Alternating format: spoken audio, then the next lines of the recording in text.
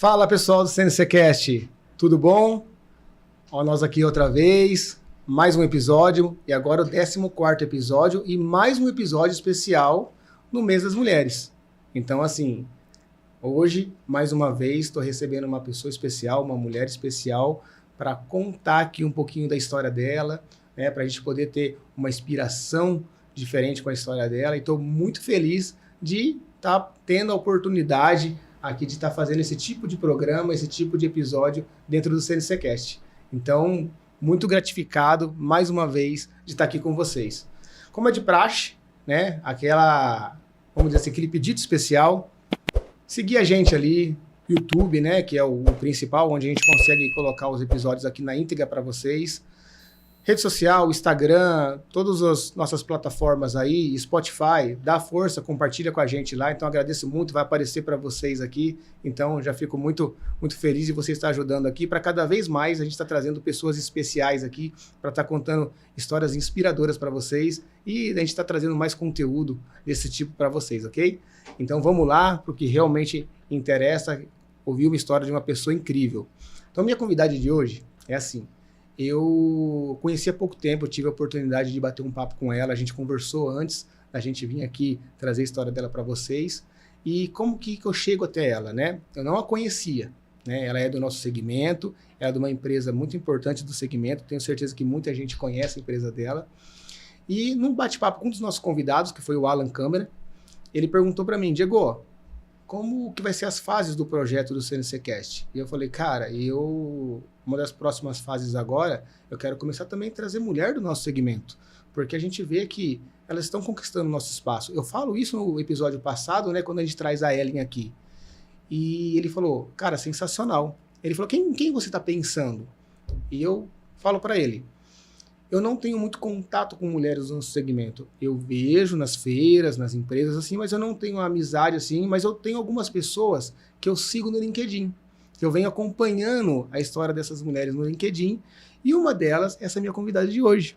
E quando eu falo para ele tem um relacionamento com ela profissional, né, já de atender ela ali na empresa, tudo. E ele fala, não, conheço ela, posso colocar você em contato com ela, tanto que foi ele que fez a ponte, né, para a gente poder conversar a primeira vez, e deu tudo certo. Aí eu tive a oportunidade de conhecer ela, conversar com ela, conhecer um pouco da história dela, e estou muito feliz para a gente poder estar batendo esse papo aqui, fazendo essa homenagem para ela, e de uma maneira diferente. Eu vou unir o útil ao agradável, aliás, porque dos assuntos que eu gostaria de trazer aqui era uma visão diferente, né? Uma visão de gestão, uma visão de direção de empresa. Então, a minha convidada de hoje, ela é a diretora de uma empresa. Então, isso que é legal. Então, a gente vai conseguir também aprender um pouquinho do outro lado. A gente viu, tem várias fases, ou vários, vamos dizer assim, pontos que a gente já explorou aqui dentro do CNCcast. Esse é mais um novo. Então, isso também me agrada muito, porque a gente consegue explorar várias situações. Então, eu quero aqui apresentar para vocês, tá? Uma pessoa muito querida que eu tive a oportunidade de conhecer e poder ter a oportunidade de contar a história dela aqui, que é a Natália Passarella, da Sintercan.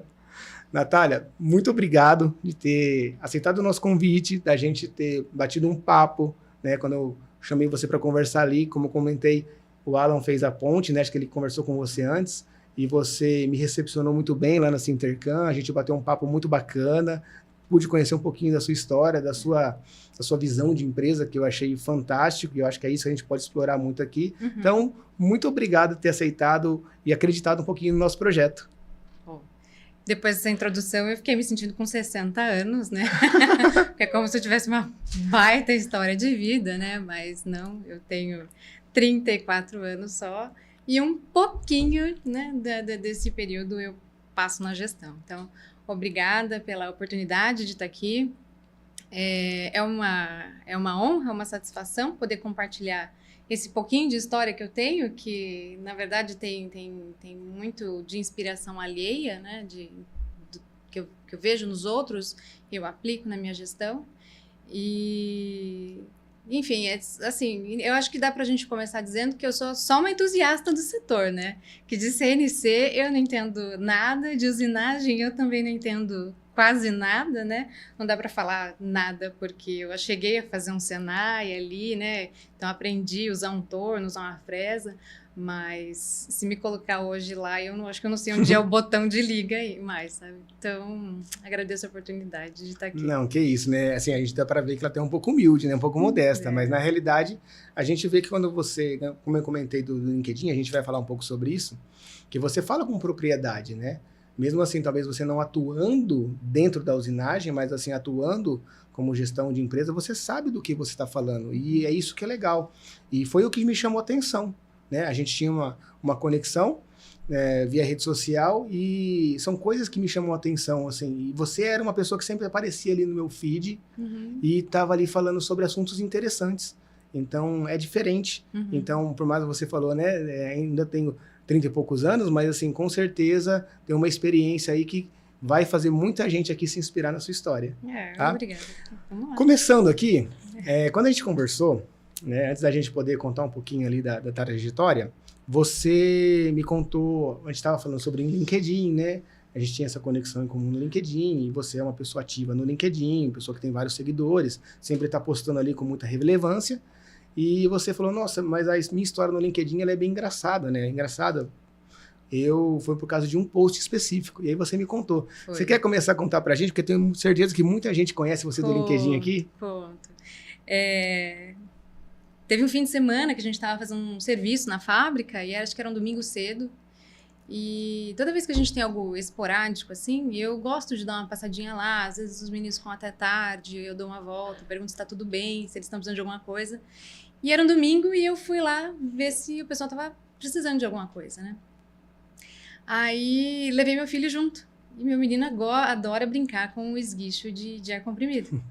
E tava ele lá, brincando, e eu tirei uma foto. Não lembro se fui eu ou se foi o rapaz que tava lá que tirou a foto. E ficou. Acho que uma semana depois eu falei, poxa, E era bem o comecinho do meu LinkedIn. Eu tava usando há pouco tempo. E eu tava tentando postar uma coisa ou outra, assim, uma vez na semana, né? E aí eu falei, pô, acho que era o domingo seguinte. Falei, deixa eu ver o que eu tenho aqui de interessante no meu celular para postar, para fazer algum comentário. E embora eu não goste muito de expor o meu filho na rede social, né? Eu vi aquela fotinho e aí a gente... durante a semana a gente tinha tido várias discussões sobre a questão do jovem na indústria, a dificuldade que é da gente engajar os jovens, mostrar para eles que é um caminho interessante, né? Porque ninguém quer pegar no sujo, no pesado hoje. E aí eu peguei a foto do meu filho, brincando com o esguicho, na frente de uma fresa, no meio, né, da sujeira, né, tinha cavaco e tudo mais. Peguei a fotinho dele e coloquei no LinkedIn falando, né, que a gente precisa apostar na geração que está nascendo agora para trazer os jovens para a indústria, porque os jovens atuais, eles já estão tão deslocados disso, né, tão fora dessa nossa realidade da indústria, que eu acho que a gente não consegue mais cativá-los. Então, eu falei, pô, a gente tem que investir nos que estão nascendo, mostrar que é legal, mostrar que também pode dar dinheiro, né? Porque hoje todo mundo quer dinheiro fácil. Não que vá ser fácil para a gente ganhar dinheiro na indústria, mas que é uma forma digna, honesta e tudo mais. E aí eu recebi muitos comentários positivos, né? Pessoal, não, realmente, todo mundo vivendo isso na pele, inclusive de pessoas de outros países me falando, né? Comentando. E aí veio uma pessoa em específico e causou o maior rebuliço no meu feed, ali na minha postagem, porque ela começou assim, não, mas então você já está descartando os jovens, colocando eles à deriva, e nossa, e aí assim, eu só olhei e fiquei observando, porque a história se desenrolou sozinha.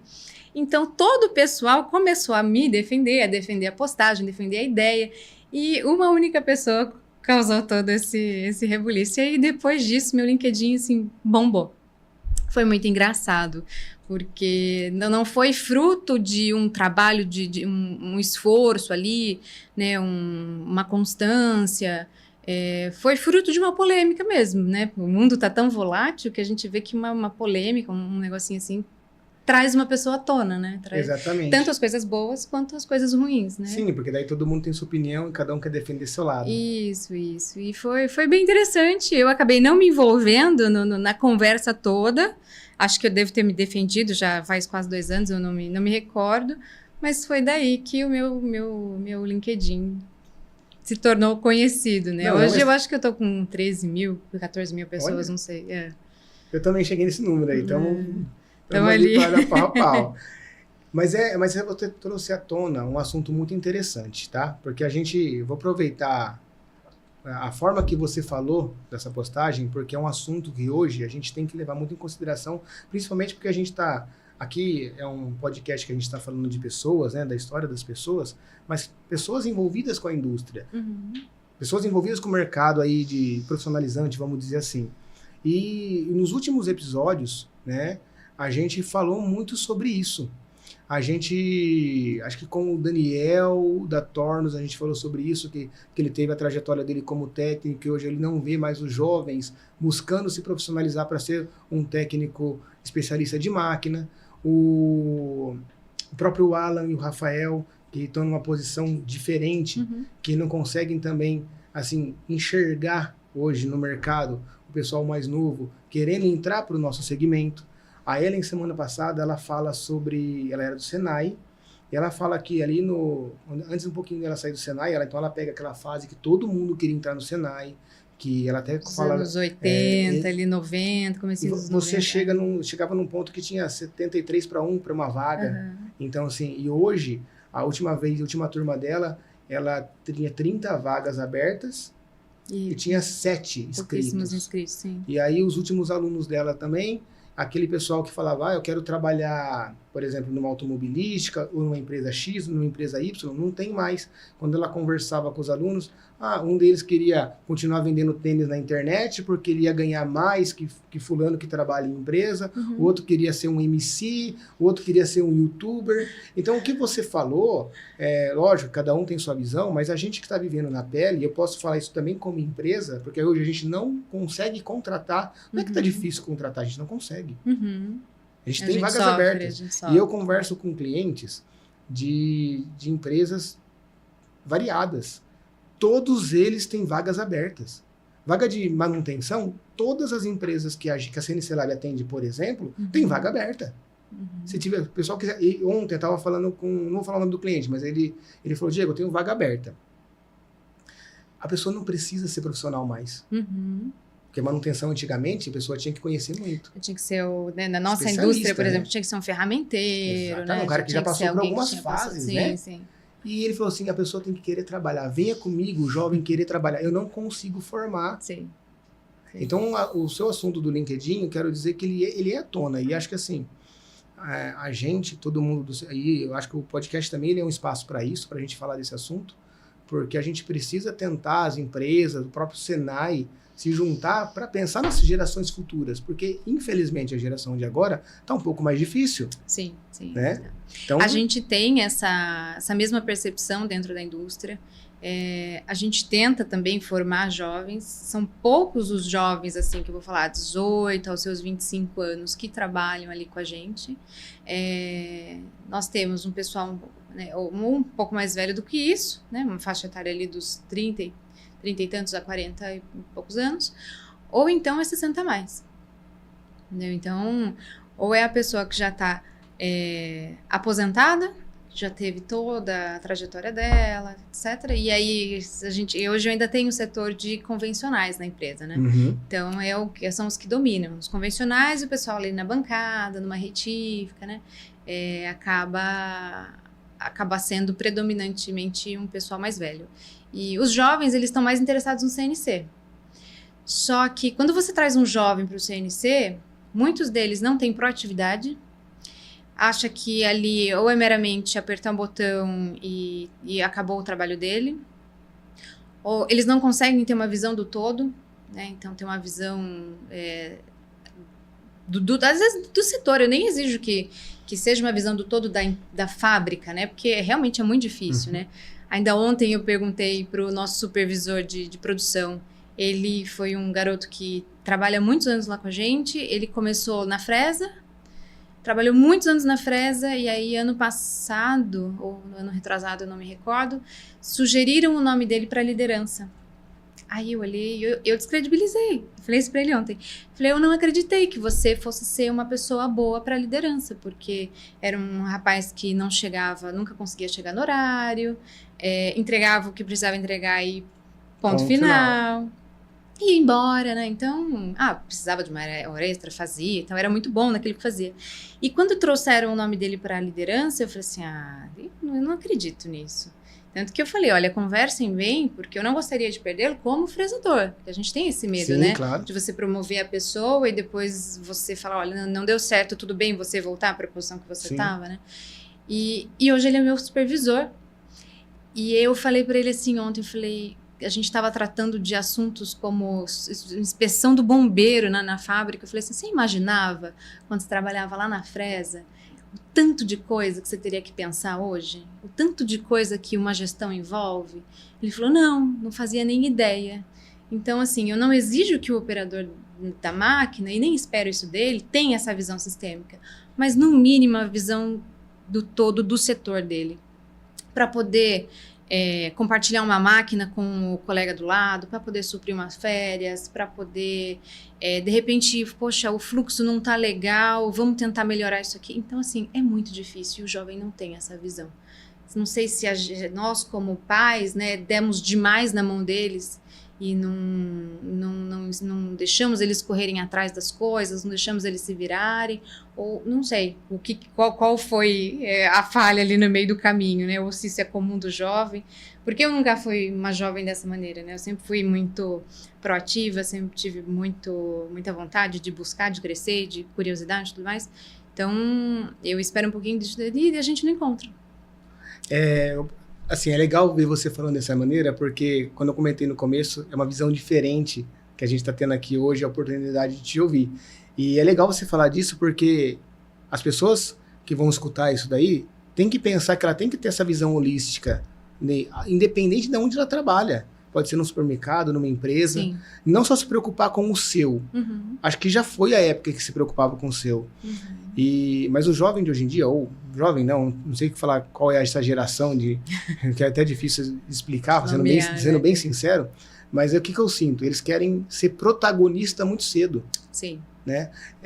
Existem fases, né? Eu tive a oportunidade de trabalhar na Home e em outras empresas, e você, desde o começo, você sabia que você tinha que trilhar um caminho. E você tinha que provar que você era capaz, por exemplo, de subir um degrau a mais. Uhum. Mas hoje não. Uhum. Hoje, a gente, na própria CNC Lab, eu já tive experiências ali de pessoas mais jovens que quer chegar com protagonismo. Uhum. E assim, com autonomia... Quer ser gerente em 6 meses. Com autonomia, né? Uhum. Tipo assim, hoje em dia, todo mundo quer ter autonomia. Eu até falo isso. Todo mundo quer ter autonomia, mas ninguém quer ter responsabilidade. Quando a responsabilidade bate na porta, né? Aí é diferente. Então, eu não sei. É uma coisa... Eu falei isso semana passada. Eu acho que foi no LinkedIn ou no Instagram, não lembro. Que também eu não vou chutar para não errar. Um ministro americano falando sobre a geração dos jovens com relação ao emprego. Ele fala que até 2035, porque até 2035 é a geração de hoje, né? Então, a gente precisa cuidar da geração de hoje, de mais nova de hoje, para dar os frutos depois de 2035 até 2050. Ele fala que se a gente não cuidar disso, a partir de 2035 até 2050, a gente não vai ter pessoas assim que não vão ter emprego, que vão estar desempregadas. São pessoas que não sabem fazer nada. Então, isso aqui não é só no Brasil, né? Não vai ser nem um analfabeto funcional, isso né? É global. Vai ser uma pessoa totalmente disfuncional, né? Aquém da sociedade. Mas eu acho que a gente eu não sei como, o Alan próprio, ele deu uma ideia de algumas pessoas que estavam tendo algum movimento para tentar juntar Senai, juntar algumas instituições aí para tentar fomentar, vamos dizer assim, junto com a empresa, formações. Sim. Eu conversei com o Fernando da Cadicam Brasil, ele esteve na CNC Lab, e ele está crescendo, né? Um canal que está crescendo, acho que talvez seja uma principal empresa de curso online de CNC do Brasil hoje, né? Acho que é a maior, tenho quase certeza. E eu perguntei, cara, Como é que você faz? Pessoas, porque assim, para você dar esse tipo de curso, você tem que estudar, você tem que ser muito especialista, tem que conhecer muito bem vários tipos de máquina e programação. E ele falou, cara, o que como aconteceu? Para eu crescer, eu comecei também. Contratei um, não deu certo. Contratei outro, não deu certo. Contratei outro, não deu certo. Ele falou, porque não tem. E aí ele falou, os próprios alunos meus, que eu estava dando aula, eu comecei a observar quem tinha maior aptidão, que já trabalhava, e comecei a trazer para a empresa. Então, os melhores comecei a trazer para a empresa, amarrei eles de um jeito que, tipo assim, eles ficam do meu lado, estão felizes trabalhando comigo, e aí eu consegui formar profissional para mim poder crescer a empresa. E assim, com formação, né? Ele começou a crescer a empresa com formação. Então, acho que é uma coisa que a gente vai ter que pensar, e as empresas vão ter que se unir para pensar numa coisa disso. É algo que a gente já tem, é uma vontade minha, né, falei pro meu marido agora no caminho, passou um rapazinho com um uniforme do McDonald's na frente, eu falei, nossa, eu tenho uma vontade de ensinar os jovens, né, mas ao mesmo tempo você tem vontade de dar uns tapões, porque estão meio devagar, né, e você fala, poxa, acorda pra vida. Então tem, mas assim, a dificuldade das empresas pequenas é realmente o custo, né? Porque uma empresa pequena, ela trabalha com um caixa limitado, ela trabalha com recursos de todas as maneiras limitado, né? E aí, quando você contrata um jovem, né, para colocar dentro da empresa, não necessariamente esse jovem é produtivo. Na verdade, muito provavelmente ele não vai ser. Sim. Ele vai demorar um tempo, né, até criar. Então ele vai demorar ali talvez 1 ano para se tornar um jovem de fato produtivo. E é 1 ano que você está investindo nele, né? E aí o que todo mundo me fala, mas eu invisto no cara, eu ensino ele, eu qualifico, o cara vai embora. Então, eu falo, mas gente, esse é o fluxo da vida, né? Isso é o fluxo de tudo. Infelizmente, acontece dessa forma. E aí que entra toda a questão da gestão, do RH mais estratégico, para você manter essas pessoas lá, né? Eu tenho uma sorte grande, a Sintercan tem uma sorte grande de ter pessoas muito boas que praticamente nasceram ali dentro e que adoram trabalhar ali, que vestem a camisa, que assim, realmente entraram lá muito jovens e hoje estão com família formada, né, casa comprada, uma vida feita, graças a Sintercan, fruto do trabalho ali. Então, assim, tem os jovens que nasceram e cresceram ali. E aí também tem um ponto que é a questão do Ângelo, né, que é o meu pai. Ele tem uma maneira muito professoral de ser.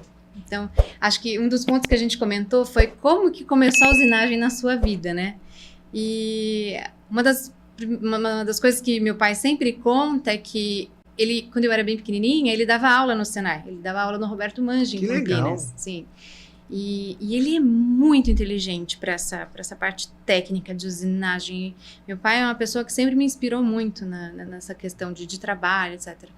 E aí ele tinha uma prancheta em casa e fazia, né, aquela pranchetona e fazia os desenhos técnicos e tal. E ele fala que um dia eu cheguei da escola, né, a professora fez um círculo na lousa e falou, isso aqui é uma bola. Eu com 2, 3 aninhos falei, não, professor, isso é uma circunferência. Porque eu acompanhava ele fazer os desenhos e ele tem essa mania de ensinar o que é, como que é.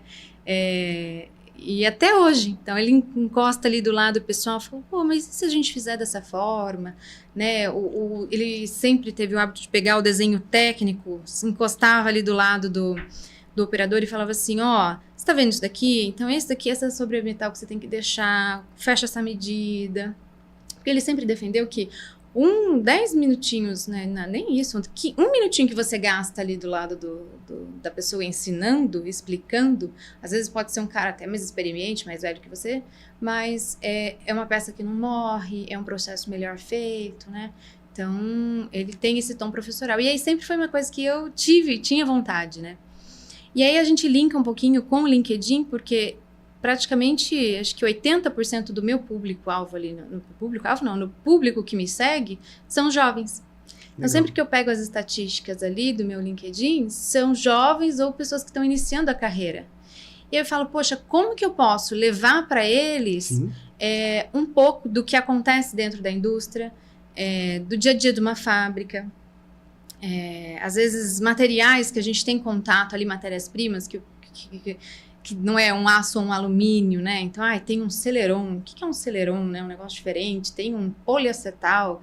E aí você leva um pouquinho dessa que nem todo informação mundo tem a oportunidade para isso, né? Isso. Então, assim, eu até tenho ideia de melhorar essa comunicação, de fazer um LinkedIn, de fazer um Instagram para a empresa, de publicar mais coisas, né?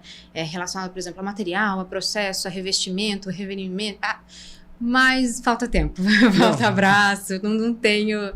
Hoje eu não tenho capacidade, porque sou eu, né? Sim. Sou eu que faço tudo, eu não tenho capacidade física nem mental para continuar com isso. Você até comentou, né, que você tinha o projeto de fazer um podcast também, diferente, né? E seu marido falou, dá uma segurada. Meu marido puxou a corda ali. No final do ano passado, eu gosto muito de ouvir história, né? E o que aconteceu? Falando um pouquinho da minha trajetória profissional, né?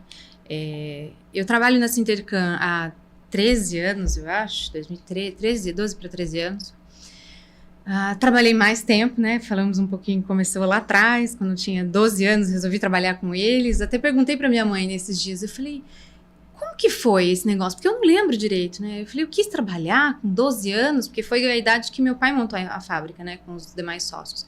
Ela falou, você não parava de encher o saco porque você queria trabalhar e não havia o que a gente fizesse se você quis trabalhar. Então, até acho que entra um pouquinho na questão do propósito, né? Sim. Que eu tento levar para o meu trabalho, que eu acho que são duas coisas que eu não consigo desvincular.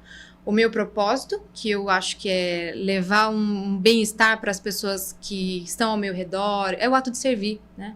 Então, eu acho que o propósito desse ato de servir está muito intrínseco com o meu trabalho. Se eu fizer um bom trabalho, se eu conseguir levar a empresa para um outro patamar, eu vou conseguir empregar mais gente, eu vou conseguir oferecer condições melhores para os meus funcionários. Então, assim, chega a arrepiar, sabe? Porque uma coisa não se desvincula da outra. Então, quando eu tinha lá 12 anos, eu falava, eu quero trabalhar, e comecei a trabalhar com eles. Máquina de escrever, notinha fiscal. Já era na Sintercan? Esse caso já era Sintercan. Tá. Mas um pouquinho antes, você até questionou, você brincava, né? Porque eu lembro quando a gente conversou, você falou assim, eu lembro, tenho passagens que eu via meu pai quando eu era pequeno na empresa. Isso. Né? Ele trabalhava, antes de formar a Sintercan, ele trabalhava numa outra fábrica. E aí acontecia de nós irmos buscar ele, né? Eu, minha mãe e meu irmão, nós íamos buscar ele no final do dia. E aquela correria, nunca conseguia terminar no horário. E a gente ficava esperando ele. E a hora que a gente se cansava de ficar no carro, a gente entrava na fábrica. Já não era mais horário produtivo, tinha uma outra máquina operando. E eu ficava brincando na transpaleteira, como se fosse um patinete. Brincava com os isopores que vinham nas caixas, né? Então, assim, esse já foi o meu contato inicial com a usinagem, né? Nossa, adorava ver aquelas máquinas, aquelas coisas funcionando, aquele ambiente. Então, isso meio que veio naturalmente para mim, né? Eu nunca estranhei o ambiente fabril, talvez porque eu sempre tenha tido contato. Então, começou tudo muito cedo. E aí, com 12 anos, eu fui para a empresa, comecei a trabalhar no escritório, resolvi sair para fazer outra coisa, resolvi estudar enfermagem. Aí, acho que talvez 2013, 14, até 2012, eu fiquei fazendo ensino médio, estudando enfermagem, trabalhei na área há muito tempo. E esse período que eu trabalhei na enfermagem foi muito bom para me tirar um pouco daquela coisa eu era bastante tímida, então comecei a ter contato com as pessoas, precisava questionar, entender, né? Porque quando eu trabalhava em pronto-socorro, então você precisa entender o que está acontecendo. Embora eu fosse uma técnica de enfermagem, muitas vezes a gente ficava ali na recepção, então num olhar você precisava saber se o paciente estava grave ou não, para saber o que você ia fazer com ele, se você ia levar ele para dentro, né? Se ia pedir para aguardar mais um pouquinho. Então, eu fui desenvolvendo esse senso crítico, esse senso de urgência, o trabalho em equipe. Então, esses 4 anos que eu fiquei dentro da enfermagem foram anos de muito desenvolvimento pessoal, né? Não fazia nem ideia de nada de gestão, nessa época eu nem pensava nisso. Aí foi no finalzinho, acho que de 2011, que eu resolvi entrar na faculdade de gestão empresarial e me apaixonei pela gestão. Quando você decidiu fazer gestão empresarial, você já pensava em alguma coisa na Sintercan? Já conversava com seu pai no paralelo? Ou não? Foi natural? Não. Eu fiquei muito desconexa da empresa, todo esse tempo, fiquei bem ausente, não conversava com meu pai a respeito disso. Aliás, que é uma coisa que a gente evita muito, né? Falar de trabalho dentro de casa. Porque nessa época eu morava junto com ele, mas até hoje a gente tem esse costume, né? A gente já trabalha junto, a gente já lida com tanta coisa, em casa é um momento de paz e lazer, né? Então a gente acaba evitando conversar sobre isso. Então não tinha esse contato. E tanto que assim, mas eu sempre tive um espírito muito empreendedor, sempre tive vontade de ter um negócio próprio, já quis fazer bolinho, já quis vender não sei o quê, já quis montar loja de camiseta, nossa, já tive tantas ideias assim. E aí até a última, meu marido falou assim, pelo amor de Deus, Natália, para com isso, sossega, sabe? Eu falei, não, eu vi uma loja de camisetas e era tudo muito temático, assim, meio... não um humor ácido, mas um negócio meio político. E eu, nossa, que legal, eu vou criar uma loja dessa pra mim. E aí ele, não, sossega, você não tem tempo pra isso. Então eu sempre tive esse espírito empreendedor. E aí quando eu estava na faculdade, nos 2 primeiros anos eu ainda estava cursando, ainda estava dentro do hospital, trabalhando. Aí no último ano surgiu a oportunidade de eu ir para a fábrica. Na verdade foi uma vontade de sair, porque eu via que na enfermagem, não desmerecendo de maneira alguma o trabalho da enfermagem, né? Mas eu comecei a faculdade e falei, não é isso que eu quero. Eu tento seguir muito o meu instinto, né? Eu falo, poxa, tem alguma coisa que não tá legal aqui. Não queria fazer a enfermagem. Já não estava mais satisfeita com o trabalho que eu estava tendo ali. E eu sempre fui uma pessoa bastante ambiciosa. Não da maneira ruim, né? De querer passar a perna nas outras pessoas. Tal. Mas essa ambição de crescer, ser mais, fazer mais. Por você mesmo. Exatamente. E aí, eu falei, pô, na enfermagem, eu até posso ter isso. Mas aí você analisa, você fala, poxa, uma enfermeira de fato, vai ter uma enfermeira por setor, vou ter que trabalhar finais de semana... hoje eu ainda trabalho, tá? Eu vou ter que trabalhar fins de semana, vou ter que, às vezes, ter 2 empregos, né? Então, eu falei, eu acho que não é isso que eu quero. E na questão financeira, eu falei, eu acho que não vai me satisfazer, entendeu? Não vou chegar onde eu quero financeiramente também. Então, foi aí que eu decidi passar a régua na questão da enfermagem. Às vezes eu ainda sonho que estou funcionando uma veia, de tanto que eu gostava, né, da técnica em si, né? E passei uma régua, e aí nessa época, pouco depois surgiu a oportunidade de eu voltar para a empresa. Um dos sócios do meu pai estava saindo, porque eles começaram em 5, acho que já tinham saído 2 mais um estava saindo. Então ele falou, olha, ele era a pessoa quem fazia a parte do financeiro, ele falou, você vem trabalhar comigo. Você estava fazendo gestão? Eu já estava fazendo a parte de gestão, e aí foi quando eu voltei para a indústria em 2013. Mas de 2013 até...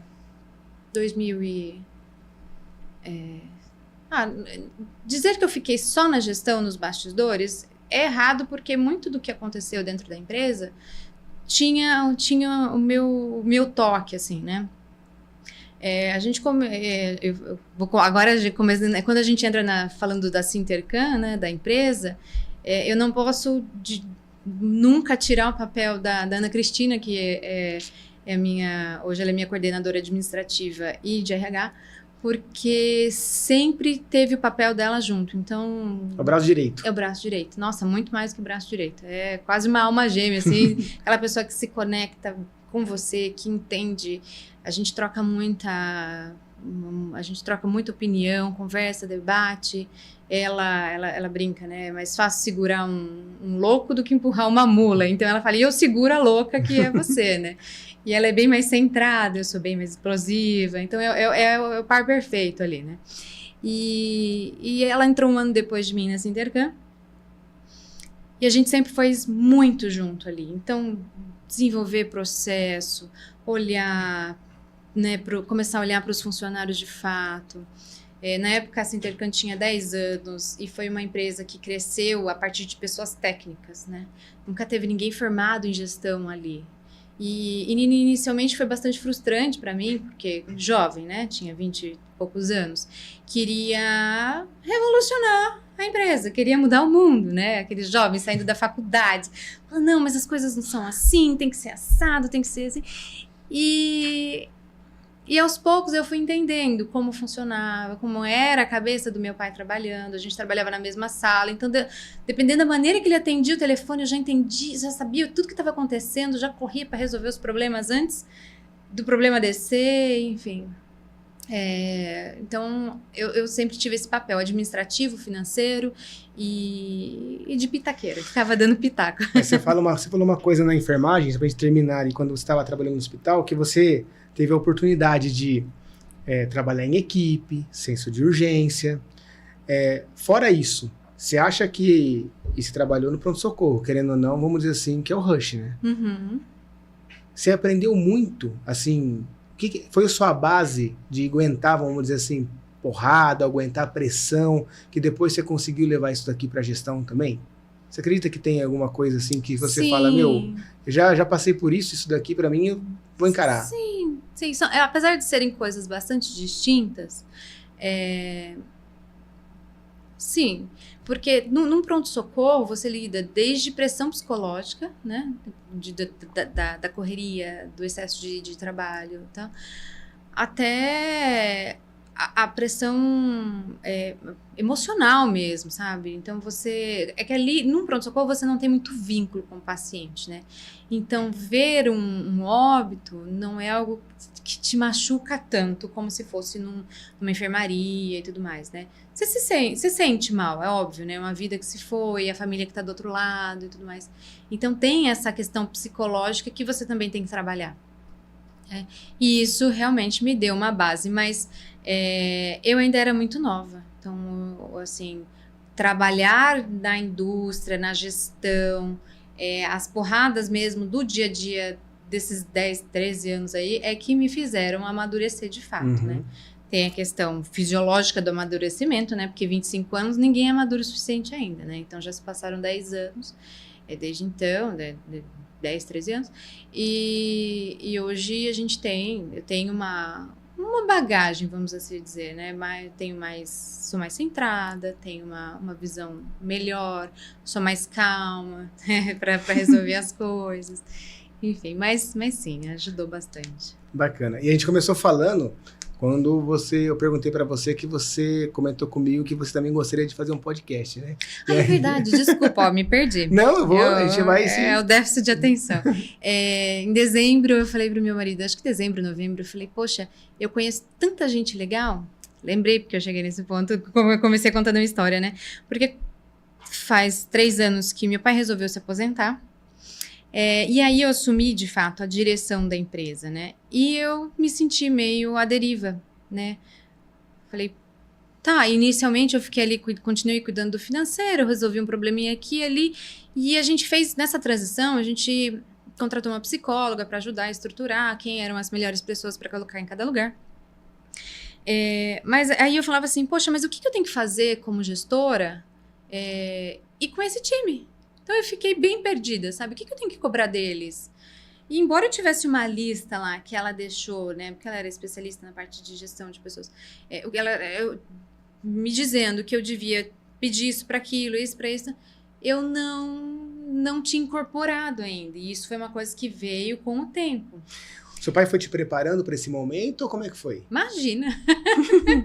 Porque você falou que, né, tá ali com a Cristina, trabalhando, querendo implementar a gestão, entendendo como é que tá funcionando, e aí de repente acontece? Foi meio de repente, né?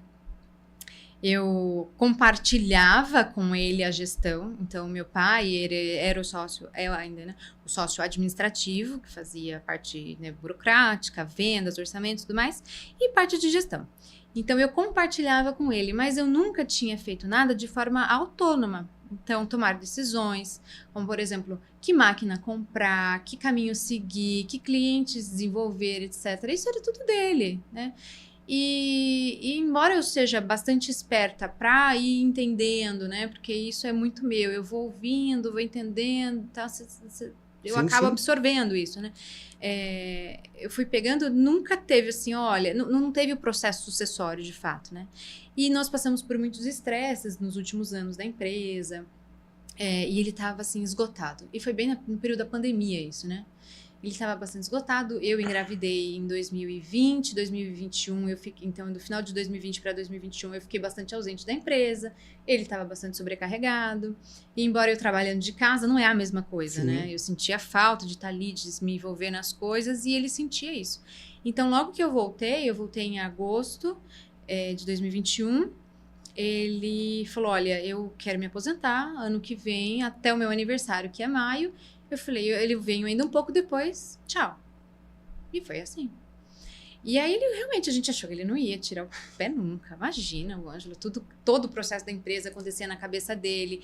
Ele tem um conhecimento técnico muito vasto. Então, o cliente ligava para ele e falava assim, sabe aquele parafuso? Ele já sabia qual era o parafuso, qual era o material, qual era o tratamento, para que o parafuso servia, sabe? Então, ele sabia muito. Ele sabe muito. E eu não sabia nada disso. E ele não passou e não houve esse processo sucessório. Aí, quando eu me vi perdida ali, né? Eu falei, tá, o que eu tenho que fazer agora? Vamos começar a estudar, né? Vamos estudar sobre usinagem, vamos estudar sobre gestão, vamos estudar sobre pessoas, vamos estudar, né? E comecei nessa busca. E o LinkedIn surgiu aí, porque eu senti a necessidade também de divulgar a empresa, porque nós até então não tínhamos nada de marketing, nada de... O marketing é seu pai.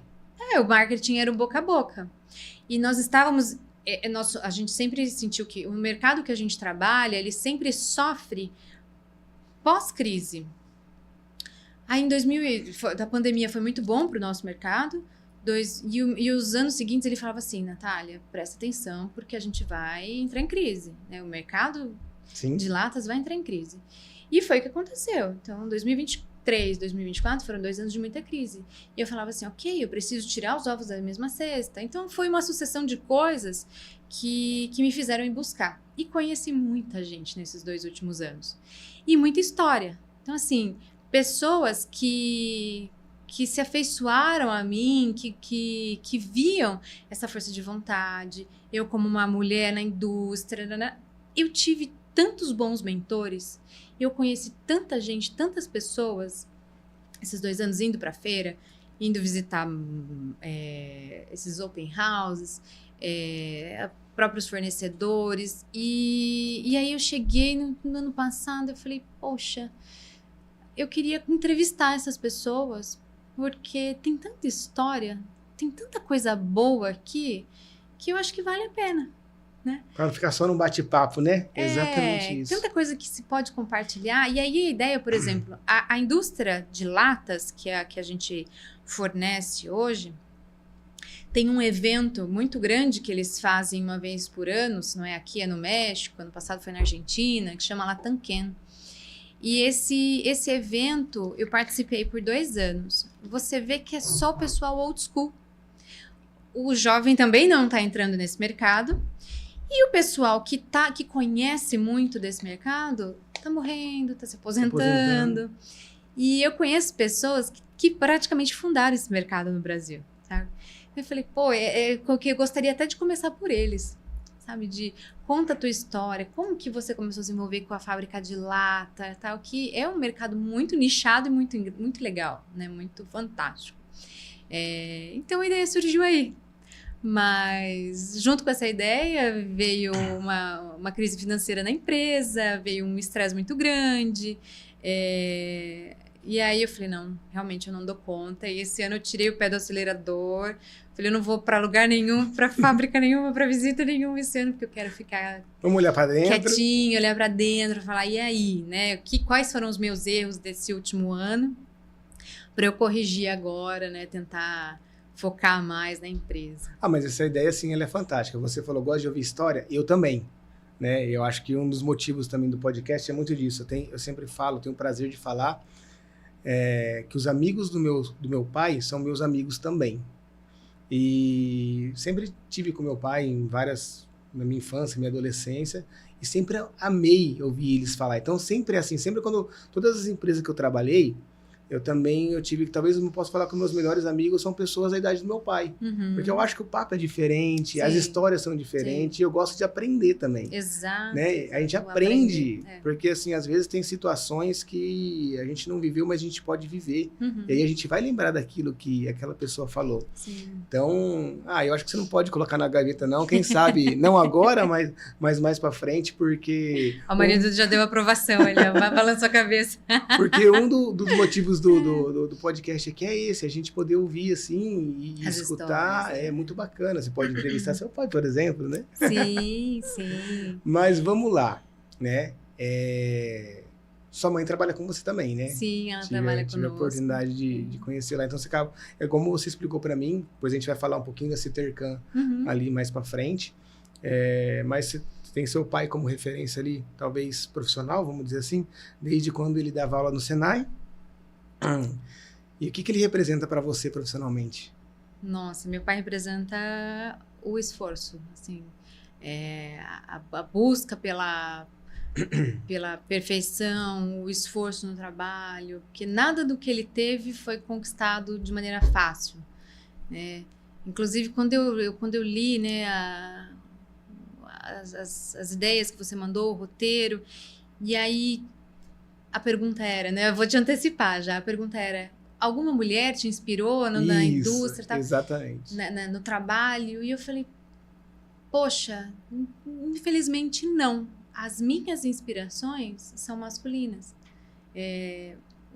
Infelizmente, eu não tive inspirações de mulheres ou que trabalhavam na indústria, ou que foram boas gestoras. Eu não conheci. Na enfermagem, eu tive bastante contato com gestoras mulheres, mas eu não conheci o trabalho delas a fundo. Então, eu não posso dizer ou usar como referência, né? Então, sim, o meu pai foi uma grande inspiração desde sempre para mim. Quando ele aposentou, eu fiquei bastante chateada, assim, de me sentir desamparada. E várias vezes eu falei isso para ele. Falei, pô, você jogou a toalha, sabe? É bom porque me forçou a aprender muito, né? Me forçou a buscar, a me desenvolver. Então, o que eu sou hoje é muito fruto desses últimos 2 anos, aprendendo, buscando. Mas ele é uma referência, assim, de esforço e eu queria perguntar, porque a gente conversou aquele dia e agora batendo um papo aqui também, você cita bastante ele. E eu acho que deve ser muito orgulhoso para você poder falar isso do seu pai, né? E eu lembro quando a gente conversou a primeira vez, você já começou falando, a Citercan é uma empresa familiar. E é gostoso ouvir isso, né? E aí depois, minha mãe trabalha aqui com a gente, sim. Legal. Eu também comecei a seguir lá no LinkedIn, ela também, bacana pra caramba. E aí você fala da sua mudança, né? Ali você conta um pouquinho sobre a trajetória até chegar ali na aposentadoria do seu pai, e aí onde você tem que correr atrás, né? Olhar para a usinagem, olhar para a gestão, olhar para as pessoas. E qual desses desafios que você teve que aprender, assim, você acha que foi talvez o mais difícil, mas que no final você, tipo assim, foi fundamental para eu enxergar as coisas da maneira diferente? É uma curiosidade minha. Confiar e cobrar nas pessoas, confiar nas pessoas e cobrá-las daquilo que você dedica, né, para elas. Eu acho que esse é o ponto mais difícil de uma gestão. E é o meu trabalho ainda, assim, interno, né, de delegar para a pessoa e cobrar aquilo dela, porque, como eu te disse até então, eu sempre tive um perfil de muita busca, sempre fui muito independente, autônoma, então eu não espero as pessoas pedirem nada para mim, eu não espero as coisas acontecerem, eu estou sempre tentando estar um passo à frente. Tá? Então, ser uma gestora, ter um time para liderar, delegar as coisas para esse time, ter que ficar cobrando, ou ter que esperar das pessoas, isso é muito difícil para mim. Então, essa é a minha maior dificuldade. Porque eu espero que as pessoas simplesmente façam, que elas me entreguem, que eu não preciso ficar cobrando. Mas as pessoas são diferentes, né? Sim. Então, esse é um aprendizado meu, que eu tenho que dar feedback. Tá? Inclusive, a Cris, a gestora de RH, ela sempre fala, dê um feedback, né? Fala que tá legal, que tá bom. Fala, poxa, mas se eu não tô falando nada, é porque tá bom, né? Agora, se não tiver legal, eu vou dar um toquezinho, falar, pô, vamos fazer diferente, né? Eu acho que eu sou meio old school ainda, né? Sim. De não ficar dando muito tapinha nas costas, porque tá tudo bem, né? Se tá tudo bem, legal. Então, essa ainda é uma dificuldade minha, assim, da parte da gestão em relação a pessoas. Eu fico imaginando, porque assim, a gente tem que... Eu também tenho um pouquinho disso, já vou puxar um pouco o que você falou, porque você estava falando que eu estava imaginando que o pessoal fala para mim. Eu também, a gente trabalha com pessoas, e uma pessoa falou assim para mim esse tempo atrás, tá até aqui. Ela falou, Diego, você tem que entender que as pessoas é diferente de você, que as pessoas não pensam com a rapidez que você pensa e não vão fazer do jeito que você imaginando, porque são outras pessoas fazendo. E eu também tenho um pouquinho essa dificuldade. E a paciência já acabou aí, né? A hora que você mentaliza tudo isso. Você mentaliza, você fala, eu acredito que vai ser assim, porque às vezes, mas é cabeça. Mas sim. isso aqui acho que não é meio que geral, né? A gente, como você falou, do discurso, porque eu aprendi com pessoas assim, que a gente tinha que, a pessoa falava, ou tem esse projeto aqui, eu corria atrás para entregar aquilo ali. Sim. Eu nunca também, acho que eu não quero também ser cobrado por aquilo ali, eu quero entregar antes da pessoa cobrar. Eu acho que isso aí a gente talvez tem um nível de exigência um pouco maior, né? Sim. E acho que a gente sofre um pouquinho com isso. Eu tenho um pouquinho, eu compactuo com você com relação a isso. Mas eu tô aprendendo, eu tô melhorando. Eu também, mas não é fácil, né? Isso a gente pode falar, pelo menos no meu caso, né? Até na criação do filho. Sim. Né? Porque daí porque na realidade, eu pensando no meu caso, falando por mim também, não é que a falta de paciência que é real, é porque você quer chamar atenção, ou você não tá gostando, é porque você quer fazer o melhor, né? Você quer que o resultado seja o melhor. Acho que na criação do filho é mais ou menos a mesma coisa. Sim. Você quer que é seu filho, é sua filha. Quer que ele faça e seja o melhor possível. Né? Não é sim. que... Mas é uma coisa que a gente vai aprendendo com o tempo aí. Sim. Você falou que você visitou feiras, workshop, open house, fornecedores, clientes. E você comentou comigo que você teve a oportunidade, eu achei bem bacana, de visitar uma feira fora do país. Sim. Né? E também até clientes ou empresas parecidas com vocês fora do país. Sim. Isso foi uma coisa que eu achei sensacional, porque assim, conversando com as pessoas, eu sempre pergunto de feira, nunca tive a oportunidade de ir para fora numa feira, mas as pessoas que a gente conversou aqui, eu gosto de falar sobre feiras internacionais, eles falam da diferença, né, mas sempre com um olhar de expositor. Aí eu queria te perguntar de uma maneira diferente, né? Você como dona de empresa, assim, que você vai buscar tecnologia na teoria,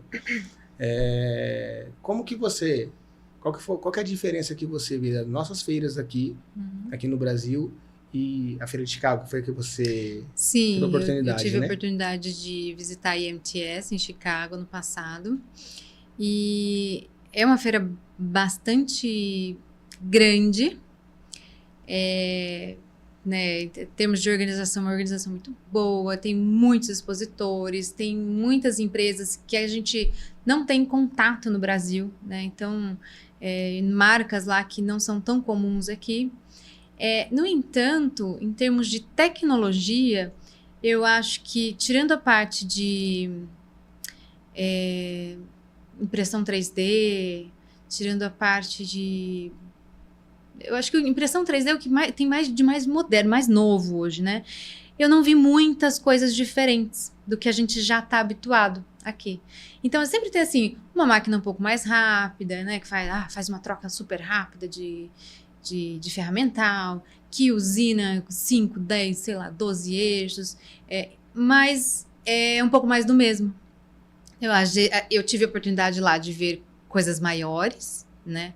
Tecnologicamente avançadas, mas que a gente tem aqui em menor proporção. Então, assim, E ainda comentando com um colega sobre isso, ele me falou assim, é que a gente meio que não tem muito mais o que inventar na parte de usinagem, né? Então aí começou a questão da impressão 3D. Da impressão 3D tinha muita coisa legal, muita máquina nova. Na parte de qualidade também tem bastante equipamento novo que consegue medir, né, com uma curiosidade muito alta. Então foram esses pontos, assim, fora a diversidade de pessoas que você encontra, né? É muito legal ter esse contato com gente do mundo inteiro. Então tinha, assim, desde brasileiros até pessoas, não sei, bem vestidos característicos, com um bebezinho no colo, a touquinha na cabeça, como se fosse, sei lá, saídos de um filme da Suíça dos anos 70, sabe? Bem característico, bem assim diversificado. mesmo. Muito. Bastante indiano, muito chinês.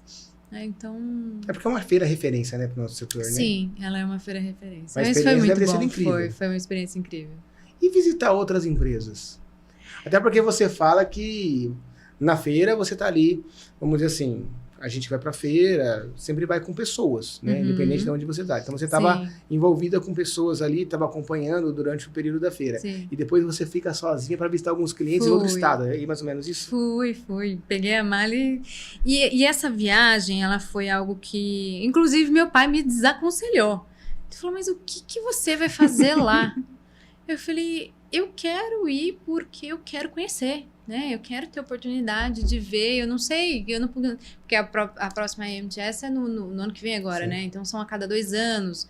A outra feira que tem muito legal é na Alemanha, aí já fica, sei lá, mais difícil. Eu falei, eu quero aproveitar, né? Gastar um pouquinho do inglês, né? Que eu sempre estudei inglês, mas nunca tive tanto contato.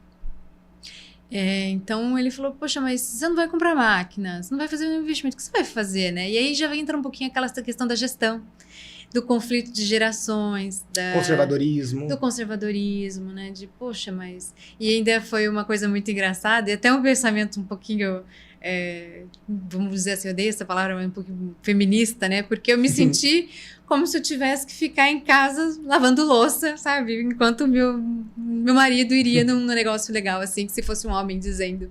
Porque ele falou assim, mas você não vai com ninguém, né? Você não vai acompanhada, você não entende de máquina. O que você vai fazer lá, né? Foi o questionamento dele. Eu falei, eu quero ir para conhecer, eu quero ir para aprender, para ter essa experiência. E aí eu falei, eu vou estar lá nos Estados Unidos, a gente estava tentando parceria com algumas empresas de lá, que elas ficam em Ohio, Dayton. Eu falei, eu vou meter a cara e vou tentar visitar. São indústrias do mesmo segmento que a gente, são indústrias que são usinagem também, são ferramentarias muito conceituadas, de muitos anos. Eu falei, então, o não eu já tenho, né? Por que não? Por que não? E eu consegui. Eu consegui fazer a visita nas 2 empresas que eu queria.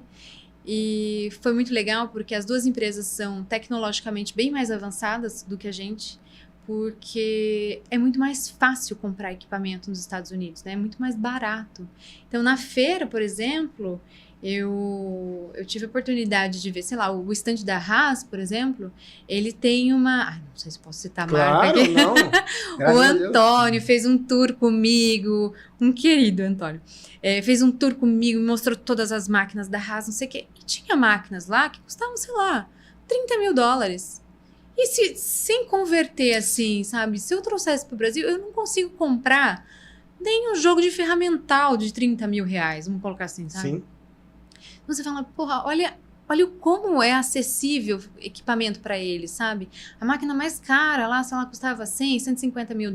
Imagina se fosse $150 mil pra gente, entendeu? Não, a proporção é totalmente... Eu tenho um amigo, só te cortando um minuto, ele trabalha na Universal Robotics, ele mora nos Estados Unidos hoje, no Texas. E assim, a gente estava conversando esses dias até da facilidade de você comprar o robô. Ele estava falando, Diego, a gente consegue vender um robô, em 2 dias o cliente está retirando o robô na empresa e no outro dia ele está instalando o robô na empresa. Só. E a gente trabalha um pouco com robótica, a gente sabe que aqui é muito diferente. É um ano para chegar preço. O robô. Fora o preço. Então, assim, lá nos Estados Unidos, para algumas coisas, realmente é muito rápido. E acessível, né? Então, eu fui visitar essas empresas, eu tive a oportunidade de ver usinando uma mesma peça que eu usino aqui, que são, sei lá, 3, 4 operações, ele fazia em uma única máquina. Tá? Mas aí eu falei, poxa, hoje a Sintercam, ela tem máquinas de apenas 3 eixos, né? A gente pensa, né? Eu tenho vontade de investir em coisas maiores, mas eu falei, poxa, olha o quanto a gente faz, olha como o nosso processo é bom de fazermos coisas muito boas, com muita precisão, com o maquinário que a gente tem hoje, né? Que não é um parque tecnológico, né? São máquinas mais simples, são máquinas, algumas bem antigas, né? E eu falei, poxa, vocês estão de parabéns. Quando eu voltei, eu tive uma reunião com os meninos, eu falei, cara, vocês estão de parabéns. Vocês entregam produtos muito bons, né? É claro que é mais sofrido, é claro que é mais demorado, é mais custoso, né? Então tem todos esses problemas, vamos colocar assim, mas a gente entrega com maquinários que poderia ser, por exemplo, num torno convencional. Tem muita coisa boa que sai de um torno convencional lá hoje. Muito. Né? Então foi essa percepção que eu voltei dessa feira, dessas visitas. Natália, é legal você falar isso, porque eu quero tocar no assunto de tecnologia com você. Então, assim, você teve essa experiência de ver uma feira diferente, mas você falou de que a tecnologia é um pouco mais do mesmo do que a gente tem no Brasil. Isso é muito bacana você falar, porque eu conversei com o pessoal aqui no podcast mesmo, e a gente tem a oportunidade de conversar no dia a dia, eles falam muito disso. O pessoal que hoje vende as máquinas, por exemplo, a Index, com o Rafael, você falou da Haas, e eles falam, hoje a gente tem a tecnologia aqui no Brasil, igual lá de fora. É o brasileiro entender também que hoje ele tem a possibilidade de também ter essa tecnologia. Lógico que existe investimento, aí tem todo um planejamento, mas a percepção que você trouxe para mim é muito do que eu já estou ouvindo, que a gente aqui no Brasil também está tendo a possibilidade de ter, porque antigamente, quem visitava essas feiras, a IMTS, a EMO, por exemplo, na Alemanha, vinha de lá com uma, máquina de 21 eixos, a gente tem hoje aqui, né, no Brasil. E aí você fala da tecnologia, que uma empresa que tem um pouquinho do processo um pouco diferente do seu. Mas, falando da tecnologia, você como diretora da empresa, com uma visão já, pensamento no futuro, é um assunto que está em alta, né? E eu não falei sobre isso aqui ainda, você é a primeira pessoa. A resposta. Inteligência artificial. Hoje você enxerga que a inteligência artificial ela cabe dentro das empresas, cabe como business, cabe dentro do nosso segmento? Cabe. Você já está pensando nisso? Meu marido, ele é especialista em TI, né? Uau, que legal. Ainda não é inteligência artificial, mas é uma pessoa que vem estudando bastante. Então, assim, eu estou em contato, né, o tempo todo, e ele vem me mostrando algumas coisas. E ele sempre fala, pô, por que você não mexe nisso, não automatiza aquilo, não usa inteligência artificial? Então, assim, até indo na linha da indústria 4.0, 5.0, né, que já estão querendo trazer para o Brasil. Eu ainda sou bastante descrente disso, né? Mas sim, eu vejo que a inteligência artificial ela pode otimizar muito o processo da empresa.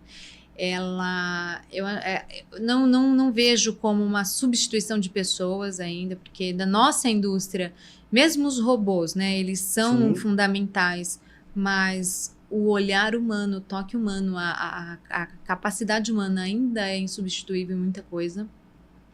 Então, mas eu não tenho profundidade para falar no que a IA poderia nos ajudar, por exemplo, mas eu vejo que sim, tem muito processo que pode ser automatizado por IA, que pode ser aprimorado por IA, então, sim. Inclusive, por exemplo, a gente está trabalhando fazendo implementação de macros e features lá com o pessoal da Hypermill. E até a última vez que eu estive com o pessoal no Open House o último Open House que eu fui, não vou lembrar a empresa, eles estavam mostrando que já estão começando a usar IA para a parte de programação. Ainda está em desenvolvimento, mas já está na parte de programação. Então, poxa, a programação CNC é algo que é tranquilamente fácil para uma IA, adaptável para uma IA ser inserida ali. Então, eu acho que nessa parte, eles já estão trabalhando nisso, ainda está cru o desenvolvimento, até onde eu tinha visto, mas já é algo que já está sendo pensado. Você acha que é uma tendência, né? que, assim, logo vocês também vão ter que olhar para esse intercâmbio, como que vocês poderiam implementar isso aí? Você acha que a gente vai ter que se adaptar a isso? Ninguém é obrigado a nada, né? Ou a gente não vai... assim, vai ter que... Porque eu estava assistindo algumas... Não era um podcast, era uma palestra. E chama Thaís Martin, ela é especialista em inteligência artificial também, se eu não me engano, ela fez a especialização dela no Canadá, e ela cuida da parte... Ela é professora hoje de ChatGPT, inteligência artificial, para o business, vamos dizer assim, para os negócios. E ela fala que esse é um ano, 2025, vai ser um ano da mudança da inteligência artificial em todos os segmentos. Então, assim, por isso é uma coisa que eu acho que está em alta. Eu acho que todo mundo... Nós falamos isso na CNC Lab, onde que a gente conseguiria encaixar. Né? Tem alguma coisa agora de agentes que faz alguns serviços padronizados. Também não sou especialista, também nunca fui atrás para ver como é que funciona, nem utilizo para fazer teste. O pessoal eu já vi fazendo desenhinho, fazendo robozinho, mas eu vi muito disso, né? E assim, como gestora, por isso que eu perguntei para você, qual que seria a sua visão com relação a isso? Assim como as tecnologias, né, a IA, ela é um processo que ela vai sendo incorporado aos poucos dentro de uma empresa. Então, isso eu posso dizer com propriedade. Há 3 anos atrás, a Sintercan tinha processos muito arcaicos, né? Quando meu pai deixou a direção, eu falei, bom, agora é o momento de nós profissionalizarmos a empresa, de nós modernizarmos os processos e de nós realmente criarmos processos, né? Porque cada um era responsável por uma coisinha e tal, mas o que acontecia? Meu pai recebia uma ligação, ele atropelava tudo e qualquer processo para poder atender o cliente. Dava uma canetada, entendeu? Então eu falei assim, isso precisa acabar. Então a gente começou num processo bem moroso, porque vai envolver pessoas, vai envolver treinamento, vai envolver aquisição de software, vai envolver contratação de consultorias, vai envolver mudanças na gestão mesmo.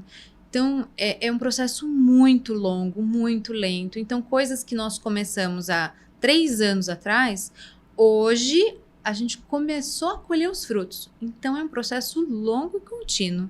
E eu acho que a IA vai entrar da mesma forma. Então, vai começar uma coisinha aqui. Então, um chat GPT. O que o chat GPT pode auxiliar ali? O pessoal do escritório, né? Poxa, tô com uma dúvida aqui numa programação, num desenho, não sei o quê. Então, ele já começa a vir como uma fonte de conhecimento, né? Uma fonte de escrever melhor, atender melhor o cliente, né? Fazer alguma coisa assim. Eu exijo muito que os e-mails do pessoal que responde cliente seja muito bem feito. E aí, às vezes, eu pego umas coisinhas e eu falo, gente, o chat GPT é gratuito. Faça a gentileza, revise o seu e-mail antes de enviar, né, para o cliente, né? Dá uma pesquisadinha. Às vezes, a gente tem bastante contato com o cliente em espanhol, em inglês. Né? Não é custoso, não dá trabalho, Sim. né? Então, eu acho que principalmente para as indústrias pequenas como a nossa, tudo isso vai acontecer, mas vai ser implementado bem lentamente, assim. Eu quero ver como é que a gente vai lidar com isso daí. Eu tive semana passada, não sei se você viu, até porque também gerou um pouquinho de polêmica no LinkedIn, uma pessoa que escreveu assim, e dá para perceber, eu já tinha percebido, que nem você comentou, o chat GPT é de graça, vamos revisar o texto, mas eu já fiz alguns testes, pelo menos do nosso lado, que é um lado técnico, ele deixa um pouco a desejar. Sim. Então dá para você ver que é uma formatação bem... Para você conseguir uma resposta, eu já fiz testes até de um laudo técnico, por exemplo, você tem que municiar ele de bastante informação para chegar num resultado que você consiga usar. E no LinkedIn, eu já tinha percebido isso. Só que daí a gente não quer criar polêmica, né? Mas a quantidade de texto que tem um monte de gente dono da razão escrevendo que você bate o olho e sabe que aquilo ali foi feito pelo ChatGPT. É grande, né? Não sei se você chegou a perceber já. E assim, o ChatGPT é engraçado que ele dá alguns emojis. Sempre. Sim. Né, de teste. O pessoal nem o emoji tira. E coloca lá como... E aí teve um rapaz que ele fez um comentário. Ele pegou alguns textos, printou e colocou lá. E... Nossa, e também foi mais ou menos um tema polêmico aí. Porque o pessoal falando, mas se você pode usar, por que não usar? É algo que vai deixar as pessoas mais preguiçosas, né? Porque você... Na verdade, o ChatGPT, ele é uma excelente ferramenta. Meu marido estuda latim com o ChatGPT, entendeu? É um negócio que... Esses dias ele resolveu um problema ele estava com um problema com um cliente, ele fez uma pergunta lá, resolveu, sabe? Da parte de TI. Então, assim, desde que você saiba usar e detenha o conhecimento, ele é uma excelente ferramenta, né? Agora... ele vai deixar as pessoas preguiçosas, ele vai deixar as pessoas mais burras. Se o professor porque Google já deixava... a resposta tá pronta ali, né? E se você não tem a mera boa vontade, né, de analisar aquilo, de mudar um pouquinho o texto, né, falar, não, deixa eu deixar um pouquinho mais com as minhas características, porque eu também uso. Né? Às vezes eu tô cansada, com preguiça, não entendo do assunto. Aí, quando eu não entendo do assunto, eu pergunto pro pessoal lá, que acontece muito, né? Então eu falo, gente, isso aqui é tal coisa? Isso aqui, esse material serve para isso? Serve, tá bom. Então eu tenho uma base. Aí eu vou lá, jogo as informações, tal, ok, legal, ele me trouxe a informação. Eu falei, agora eu transcrevo, eu mudo um pouquinho e faço as minhas publicações do meu jeito. Então, ajuda, né? Porque às vezes você não tem aquela, você fala, pô, não tô com criatividade para escrever agora. E, querendo ou não, quem publica, tem essa necessidade, né? A criatividade, etc. Né? Então, é bom e é ruim. Assim como o Google, que já estava aí. Assim, né? É um assunto bem polêmico, mas eu acho que... Vamos ver como é que vai ser esse ano mesmo, assim. É uma curiosidade que eu tenho e é um assunto que eu venho falando com as pessoas cada vez mais. Mas aqui a gente não tinha conversado ainda sobre isso. Você falou que você não gosta de uma palavra. Feminismo. Eu vou ser sincero também, que eu acho que ela é utilizada às vezes sem um pouco de base. Acho que poderia ser usada de uma forma melhor. Acaba, não só o feminismo, outras palavras também, vamos falar assim, da causa. Mas esse mês aqui, a gente está fazendo podcast só com mulher, até para homenagear o mês da mulher, né? Sim. Então, ele é especial. Então, não tem nada a ver com esse assunto. A pergunta é um pouco diferente. Você como mulher, né? Lógico, uma carreira ali que você fala que é nova, mas, pô, você já passou por muita coisa, está contando aqui pra gente, vários desafios, várias mudanças, várias viradas de mesa, que isso que eu achei muito bacana, e a sua visão como gestão já mostrou pra gente aqui que faz você merecer onde você está, né? E teve um professor ali que foi te ajudando. Mas você já teve alguma situação que você, por ser mulher, você ficou desapontada? Dentro do nosso segmento, dentro da indústria, dentro de uma feira, de um funcionário, de um fornecedor, alguma coisa assim? Nunca. Verdade. Eu acho que eu não fiquei, primeiro, por eu não esperar nada além, tipo, eu tenho que ser tratada de uma maneira diferente por ser mulher. Nunca esperei isso. Show. Então, Top. assim, sempre fui tratada com muito respeito. Primeiro porque eu chego da mesma maneira que eu cheguei aqui, eu falo assim, eu não entendo nada. Você me explica? Então, assim, se eu vou olhar uma máquina, se eu vou conhecer um processo, eu falo assim, eu sou completamente ignorante. Você me ensina como é? Então, eu acho que isso já quebra a pessoa. Diferente de se você chegar com o nariz empinado, de falar assim, eu sou mulher, você precisa me tratar de uma maneira diferente, você está me desrespeitando. Não, gente, na parceria, assim. E nunca, nem dentro da empresa, da nossa empresa, eu fui desrespeitada, ou eu fui colocada de uma forma que, não, ela não tem capacidade, porque ela é uma mulher. Nunca. Assim, graças a Deus. Eu acho que também graças à minha postura de não me importar com isso, sabe? Nunca. Muito pelo contrário. Todas as pessoas que eu conheci até hoje sempre tiveram essa questão professoral, esse tom de olha, presta atenção, de mentorar, de querer ajudar. Então, assim, sou muito, muito feliz e grata nesse assunto. Fantástico, show de bola. Não, mas é um assunto que eu queria trazer pra gente conversar, até por causa do mês. Você falou comigo, ela que lá quando eu estive lá na Sintercam, que até você organizou um open house lá em Indaiatuba, ou ajudou a organizar. Fizemos um evento ali, né?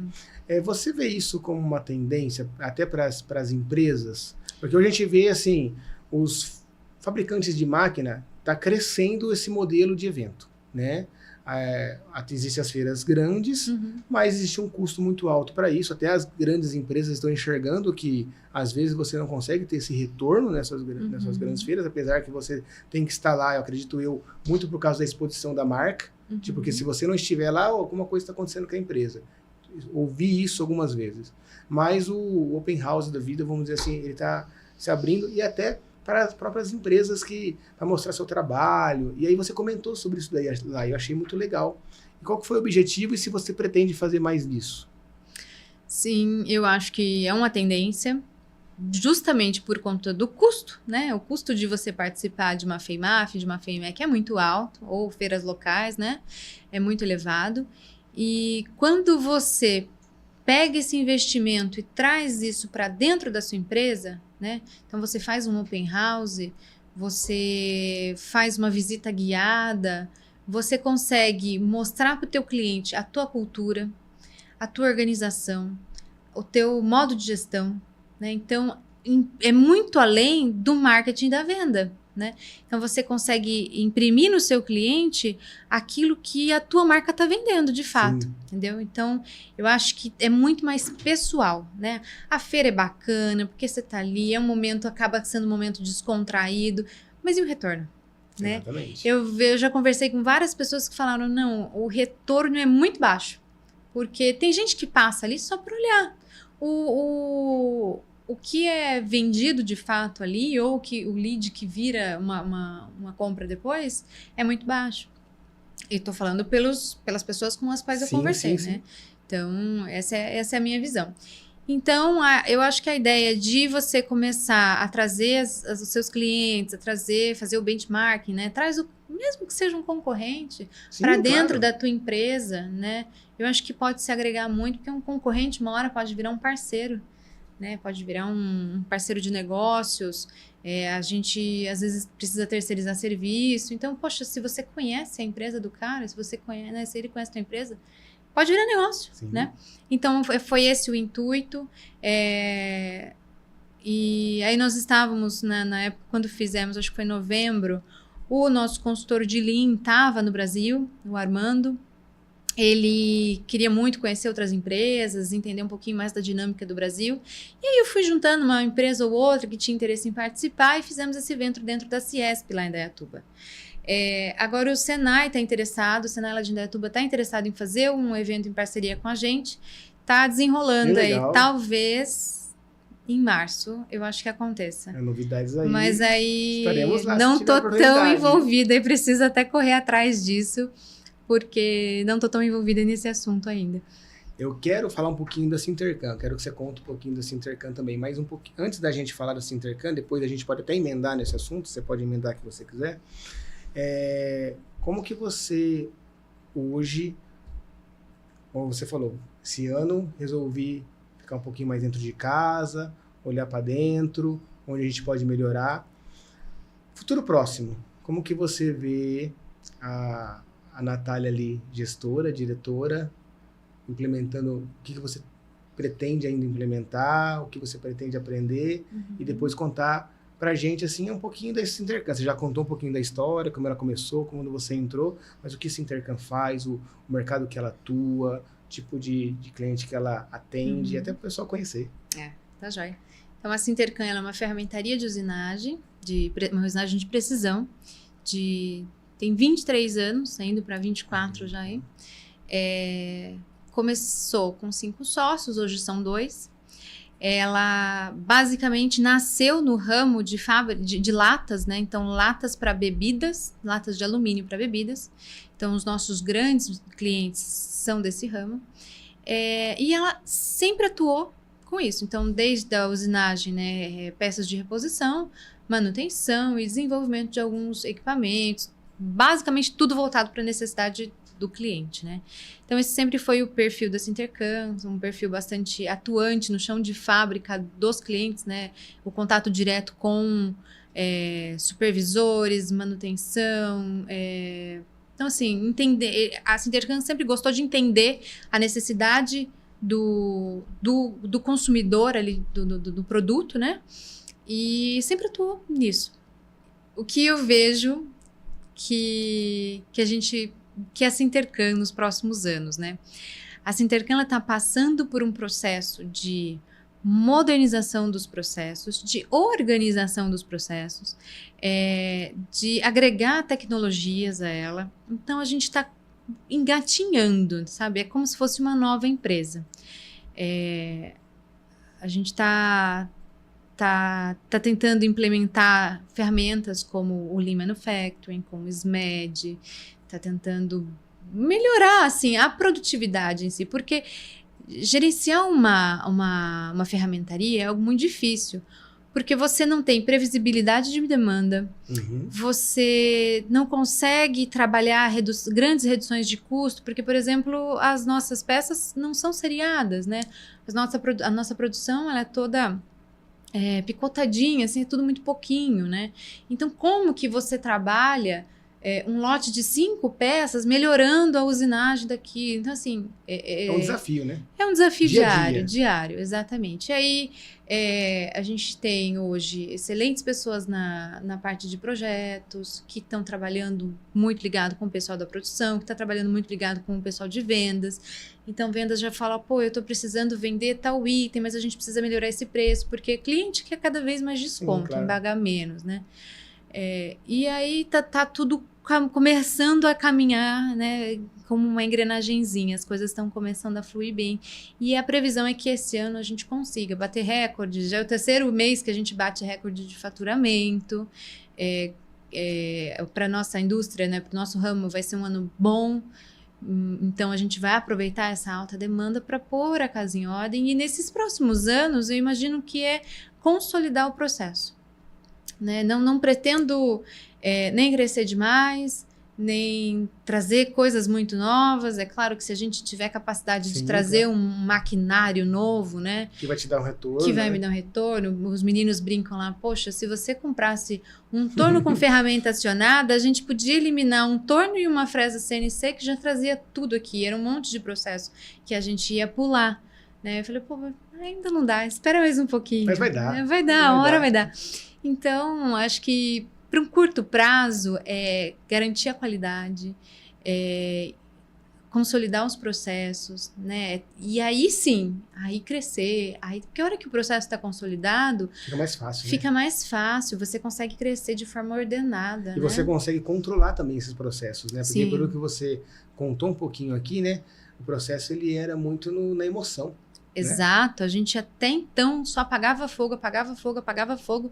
E embora assim, sempre teve rastreabilidade, a gente sempre trabalhou com isso, sempre trabalhou com muita qualidade, mas é desgastante pra gente, né? Pro gestor, pro operador, é sempre uma correria, a gente nunca tinha previsão do que estava para ser produzido e pedido entrando, então assim, sempre foi dessa forma. E eu falei, poxa, a gente precisa organizar. Né? É claro que quando você começa a organizar a casa, igual nós estamos implantando um sistema aqui, foi uma loucura, foi a pior implantação de sistema que a gente teve, porque o volume está muito alto de trabalho e travou tudo, assim, travou o processo, travou o cadastro. Porque você tem que trocar o pneu do carro com ele andando, né? Exatamente, e aí nós estávamos com alguns projetinhos de Lean que estavam melhorando a produtividade, aí tive que parar. Nossa, esse final de ano foi o caos, assim. Eu falei assim, ai, graças a Deus, fechamos fevereiro. Falei hoje, né? Mandei mensagem pro pessoal da equipe, que eu fiquei de casa hoje. Falei, ó, gente, fechou fevereiro, agora o sistema tá andando, as coisas estão caminhando melhor. Bora que 2025 começou, né? Começou antes do carnaval.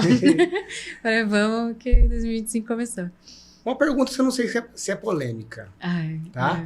Mas com uma visão, porque você está falando aqui, eu estou me deliciando ouvindo, assim, uma visão diferente. E como eu falei, eu gosto de aprender. com a sua visão, como que é empreender no Brasil? Custoso. A gente ouve muito, né? Mas assim, você faz parte de um ecossistema ali, cara, que a gente tá dizendo, dentro dessa indústria, que talvez seja 95% assim, que você tem que trabalhar, que você não sabe que tem que trabalhar porque não é seriado, não é demanda, a demanda vai vir conforme a necessidade, e você precisa fazer tudo girar. Existem pessoas abaixo de você, existem famílias abaixo de você, assim, você tá ali na ponta do iceberg, e a gente tem esse não é problema, né? Mas essa situação que todo mundo fala, que a dificuldade de empreender no Brasil. Empreender no Brasil é muito difícil porque a lei agora mais do que nunca, né? A lei não existe, então ela vai de acordo com a cabeça de quem está julgando, né? Hoje a gente está vendo muito bem isso. Mas, além disso, assim, a lei trabalhista, ela protege demais o trabalhador. Então, assim, por mais que você seja uma empresa idônea, tente fazer tudo corretamente e tudo mais, você sempre tem essa pedra de tropeço no meio do caminho, né? Que é a ação, é o Ministério do Trabalho. Tem a questão dos impostos, que a gente paga muito imposto. Enfim, é muito, muito difícil empreender no Brasil. Você tem que ficar acompanhando o cenário político, você tem que entender do contexto econômico, o que está acontecendo, se o dólar sobe, se o dólar desce. Como assim, a gestão ela requer isso, né? Que você tenha essa visão geral do que está acontecendo fora e do que está acontecendo dentro. Mas eu acho que pelas leis do Brasil, empreender é muito, muito difícil. O empresário hoje ele se sente órfão do governo? Olha, eu acho que esse é um sentimento que não deveria existir, porque a empresa ela não deveria depender do governo, né? E, na verdade, a gente não depende. Então, eu sou bastante defensora do livre comércio. Então, assim, o governo não tem que intervir. O governo não tem que ditar as regras ali da administração, do funcionário e tudo mais. Você tem que trabalhar de forma idônea e poder fazer esse comércio da forma como, né, não como bem entender, porque sim, existem regras, né, existem regras básicas, mas o governo não deveria intervir. Tá? Então eu penso dessa forma. E hoje o governo é um parasita, né? A gente não é um pai para que a gente se sinta órfão. Ele é um parasita que acaba sugando aí uma boa parte da nossa renda. É assim que eu me sinto. Porque passando, e assim, eu posso falar também, né, que assim, também tem o CNPJ, vamos dizer assim, e a quantidade de imposto que a gente paga sem ter retorno nenhum é absurdo. Sim. Né? Então, assim, e estamos falando de proporções. Então, assim, cada vez, assim, no seu caso, que você tem funcionários, vários funcionários, isso daí aumenta cada vez mais e você não consegue ter retorno, benefício disso daí, né? Ninguém tem esse benefício. Não. Por isso que eu acho que, assim, o governo poderia facilitar um pouco a vida do empresário do brasileiro, principalmente para as empresas que empregam. Pelo contrário, cada vez mais que a gente vê, parece que quer taxar mais. Quer taxar mais, quer impor mais regras. Né? Agora, não que eu ache ruim, mas, por exemplo, nós vamos ser obrigados a controlar os índices, pelo que eu entendi, de saúde mental dos funcionários.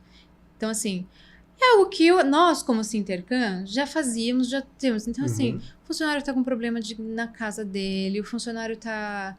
sei lá, com qualquer coisa, a gente senta para conversar com a pessoa. É um ser humano que está ali, né? Então, você quer entender o problema dele para ver, né? O que está ao nosso alcance para a gente fazer para você. Hoje eu vim para cá resolvendo 10 problemas de funcionário no telefone. Que a Cris me ligou e falou assim, então, tem isso, tem aquilo, tem isso. Eu falei, vamos resolver, né? Então, assim, é complicado. Então, cada vez mais, o governo te exige coisas que assim, só te onera, só te dá mais trabalho, né? Que não deveriam ser obrigatórias, né? Então, não sei. Eu faço essa pergunta, uma pergunta que eu vou fazer agora, para alguns donos de empresa quando eu visito, né?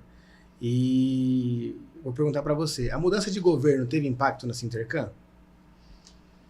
Ainda não. Então, assim, ainda não aconteceu nada que impactasse diretamente. Mas tem algumas coisas que estão aí para acontecer, como a reforma tributária, né, que tá aí para acho que próximo ano, para os próximos anos, que já vai ter impacto, vai ter aumento de impostos e tudo mais, né? Então, ainda não. Ainda a mudança não teve. Quer dizer, tirando a questão do dólar, né, que as coisas que vêm acontecendo no governo, o dólar está disparado, então eu importo, né, bastante coisa, eu consumo bastante material importado, teve aumento de custos. E aí, porque você também se sente impotente em relação aos funcionários, né? Porque você fala, poxa, eu dou um vale alimentação de X reais e você vai no mercado e você fala... Exatamente. Cara, mal compra uma caixa de leite, né? Não que seja tão pouco assim, mas você fala...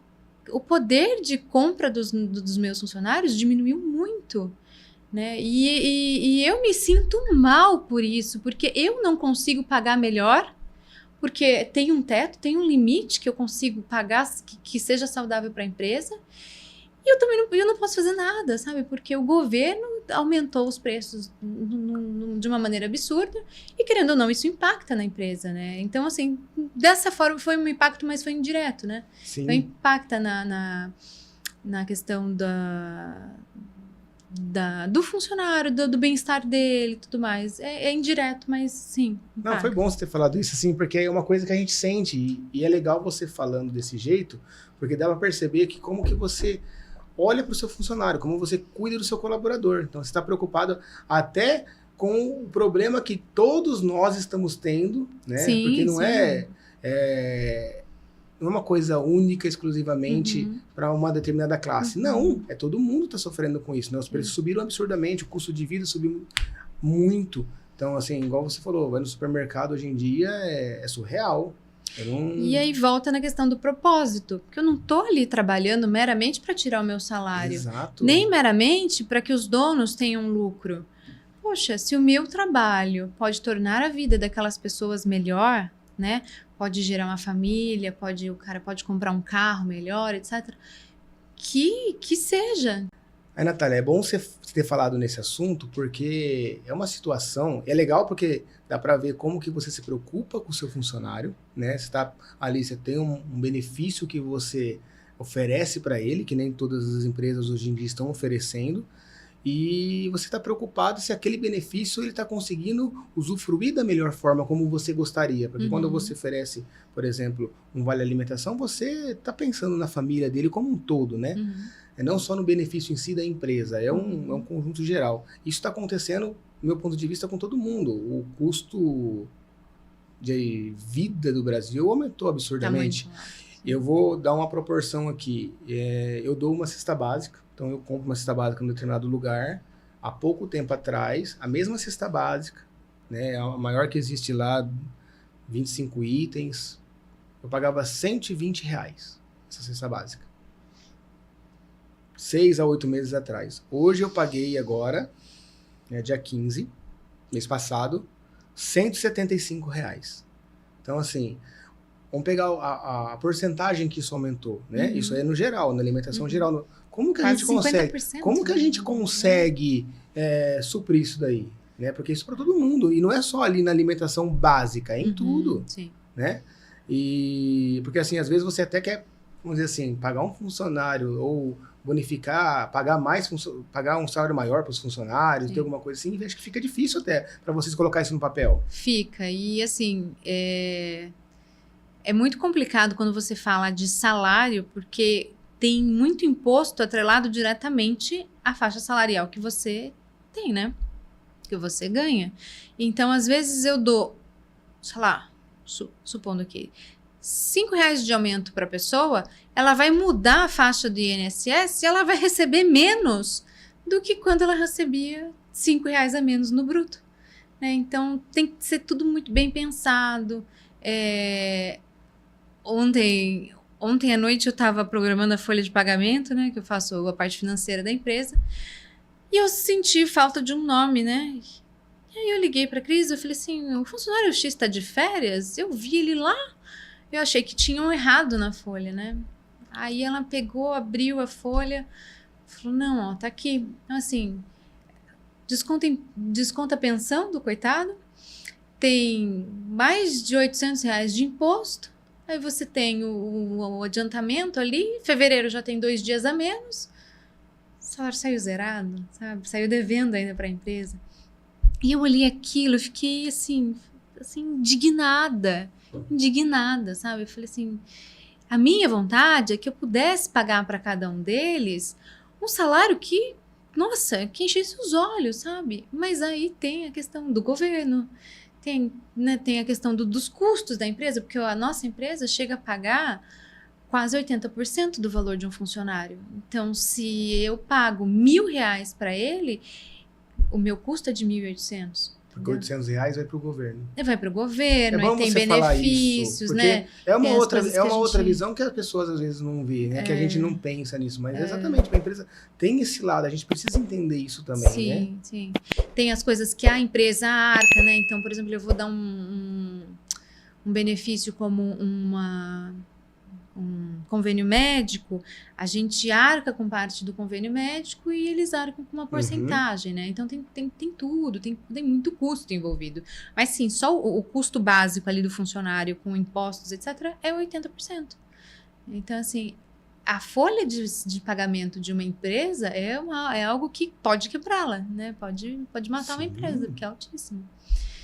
E que está cada vez mais difícil você contratar pessoas capacitadas, bem preparadas, por salários razoáveis, assim, não existe mais. Porque hoje também o custo do funcionário especializado, ele também aumentou muito, né? Não é só o custo, a gente está falando do custo de vida, mas assim, hoje em dia um funcionário, em qualquer setor. Hoje a gente estava tomando um café e a gente estava falando sobre o mercado da construção civil, né? Um mestre de obra, por exemplo, hoje no mercado...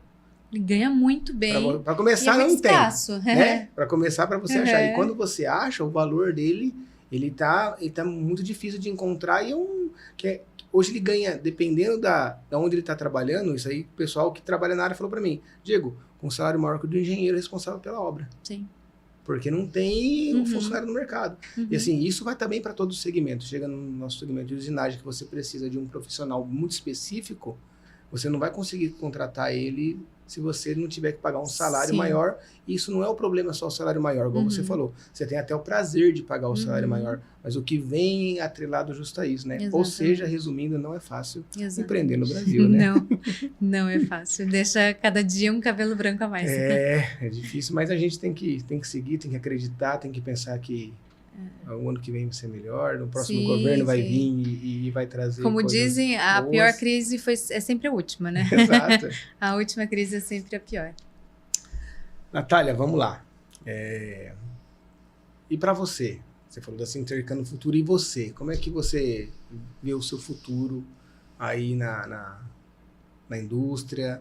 Você ainda pretende conhecer coisas novas? Pretende estudar mais, aprender mais para trazer isso para Sintercano? Ou você quer ainda aplicar o que você que não tá fácil, né? Que você começa a aplicar ali, a gente sabe que isso daí é moroso. A gente tem também implantação do sistema rolando lá na Cineselab, isso não é fácil. É um passo para frente, 2 para trás. Né? E aí trabalhando com 2 sistemas em paralelo para casa não cair. E como é que você pensa para você pessoalmente, aí falando assim, indo pro lado profissional? Certo. Eu tenho uma sede muito grande de conhecimento, então eu não penso em parar de estudar nunca, e não só estudar coisas voltadas para a indústria, né? Estudar o ser humano, estudar coisas que me tornem uma pessoa melhor, né? Eu tento não fazer planos de longo prazo, porque eu acho que a vida é muito incerta, né? E embora metas sejam fundamentais, sejam necessárias, né, para você ir em busca daquilo, eu gosto de deixar os acasos da vida, né, acontecerem, e aí você vai levando a vida e vai fazendo. Embora eu seja uma pessoa muito pragmática, que eu gosto de ter tudo muito planejado, então, nossa, tal situação está acontecendo, eu tenho 2, 3 planos para aquela situação, né? Mas eu acho que tem que pôr um pouquinho de Deus no nosso caminho e falar assim, o futuro a Deus pertence, né? Vamos usar uma frasinha meio manjada, mas o futuro a Deus pertence. A gente tem que ter fé de que vai dar certo. É claro, fazendo o meu trabalho, buscando, aprendendo, etc. Hoje eu gosto muito de trabalhar na Sintercam, não me vejo fora dali, mas também não acho que seja uma impossibilidade eu sair dali, né? Acho que eu tenho pessoas muito capacitadas para poder seguir com a empresa e tudo mais, mas assim, hoje não é um plano, né? Então estou levando. É legal você dar esse tipo de resposta, porque acaba sendo uma resposta até inspiradora, né? E é nisso que eu quero tocar agora. Você tem uma visão de muitas coisas. Você já passou por, você fala de pouca idade, mas por várias situações, várias experiências na sua vida. A gente falou até um pouco de formação aqui do jovem, buscar conhecimento, né? Cuidar de pessoas, de funcionário, de gestão de empresa, buscar conhecimento fora do país. Para o pessoal que, tanto agora a gente pode falar num âmbito geral, pessoal mais jovem, como você falou que te segue no LinkedIn, seus funcionários, para pessoas que gostariam de trabalhar com você, para as pessoas que têm vontade de ter um cargo de gestão. O que você deixa de recado para essas pessoas? O que você recomenda? Algumas mensagens? O que você poderia falar para elas com tudo isso que você já viveu, teve de experiência e o que espera dessas pessoas também? Eu acho que o maior recado que eu posso dar pro jovem que está aí começando a carreira é estude. Estude muito, aprenda sobre um pouquinho de tudo, entenda os dois lados da moeda. Eu sei que é um processo difícil, mas eu acho que ele é necessário. Mas antes de qualquer coisa técnica, eu acho que as pessoas precisam aprender a se conhecer, aprender a conhecer o outro, o comportamento humano. Porque se você pegar, por exemplo, um romance como Dostoiévski, como Tolstói, os dramas da vida humana são os mesmos desde sempre. Então, se você entende que o comportamento humano ele é repetitivo, ele é meio padronizado, você consegue tirar muitas coisas de letra, você consegue evoluir na sua carreira, você consegue evoluir no seu desenvolvimento pessoal a partir daí, né? Repetindo o comportamento humano, é como uma criança aprende, né? Então, eu acho que a literatura é fundamental, voltar a ler é fundamental. A gente vê que os jovens não têm mais interesse, apesar de que recentemente eu vi algumas pesquisas, não lembro se foi você que me falou, que as pessoas estão buscando mais a leitura, né? Buscar a religião é fundamental. E basicamente isso. Acho que o autoconhecimento, né? A busca pelo conhecimento humano e a busca pelo conhecimento técnico, nem falo de faculdade, eu falo do técnico mesmo, né? Aprenda a fazer aquilo bem feito, né? Se aprofunde naquilo que você gosta, eu acho que é fundamental. Top. Não, top, porque assim, é o que eu acredito também, assim, a gente, depois a gente vai falar aqui que quando a gente estava montando os primeiros pilotos para o projeto, a gente queria trazer alguma coisa também que a gente poderia usar como incentivo para alguma coisa.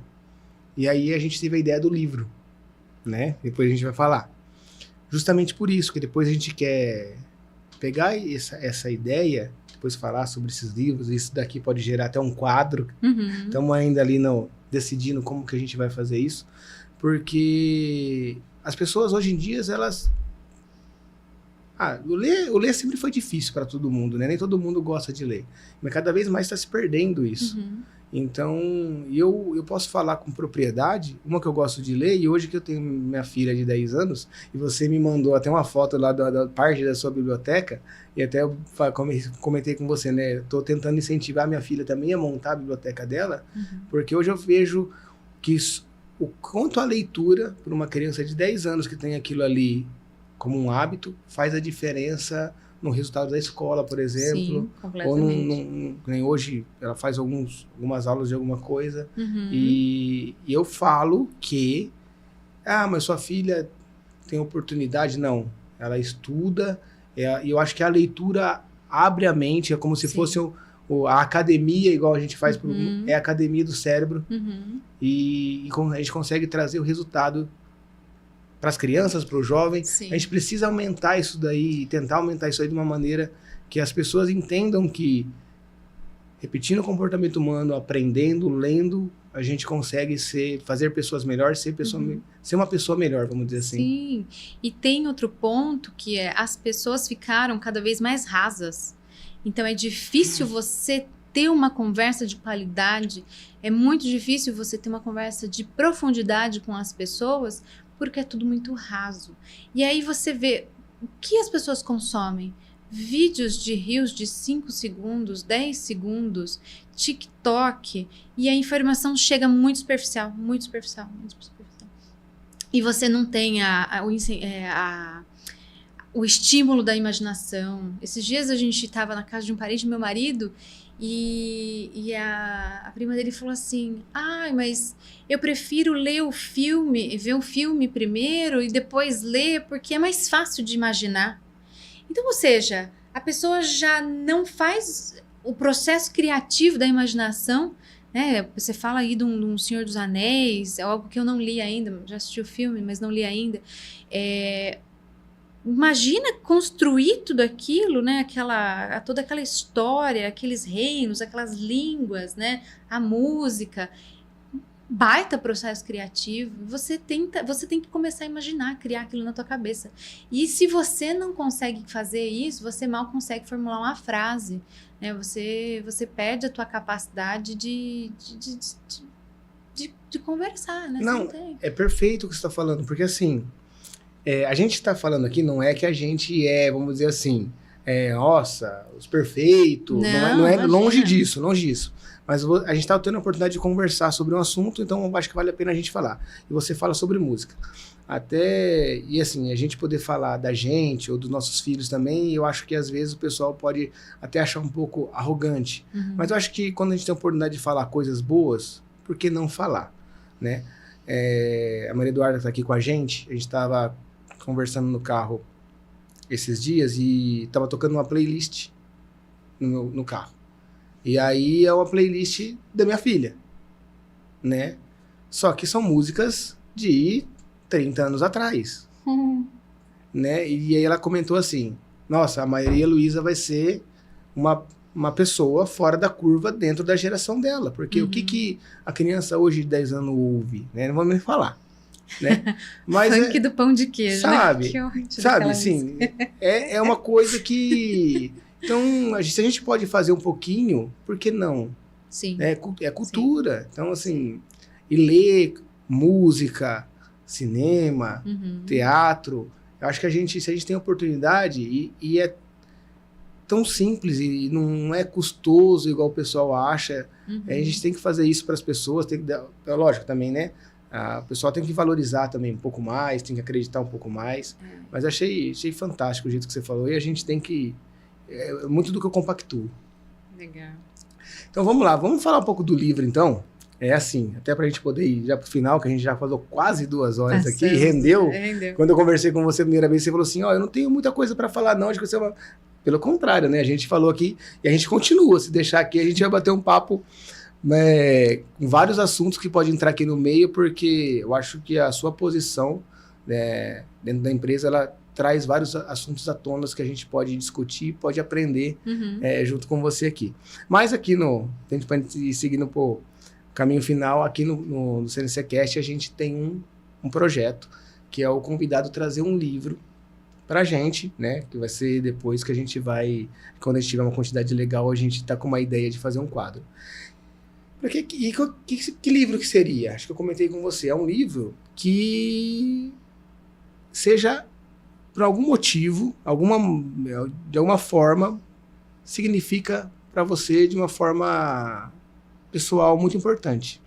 E aí eu queria saber qual livro que você trouxe, porque eu tô curioso, porque quando a gente estava conversando, você falou assim, ó, já pensei qual livro que é e vamos ver se a gente consegue chegar até o dia do programa. Eu trouxe 2, na verdade. Uau! Nossa, vamos lá. São 2 livros muito bons. Um deles, ele não teve um impacto através da minha leitura, mas ele teve um impacto através do meu marido.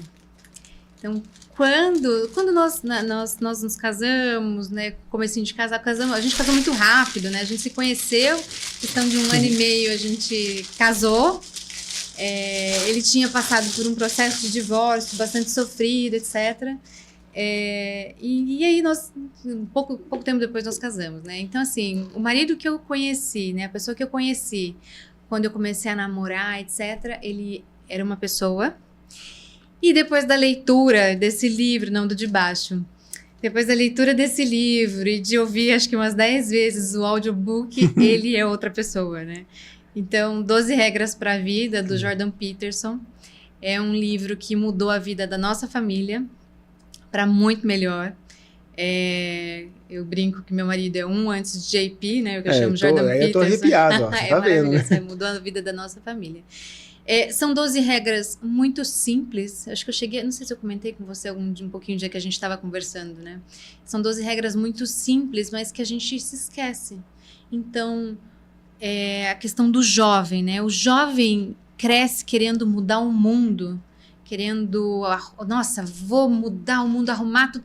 Arruma teu quarto, cara. Arruma tua cama. Faça primeiro o mínimo que você tem que fazer na tua casa. Muda a sua vida primeiro para depois você mudar alguma outra coisa, né? E essa é uma das regrinhas. Jordan Peterson é um filósofo que ele é bastante recente no mundo, assim, de estar conhecido. Ele começou com polêmicas, assim como meu LinkedIn. Ele começou confrontando o governo do Canadá de que ele não ia chamar os alunos dele pelo pronome que os alunos bem entendessem, né? Ele falou assim, você é o senhor, você é a senhora, né? E eu vou chamá-los por isso.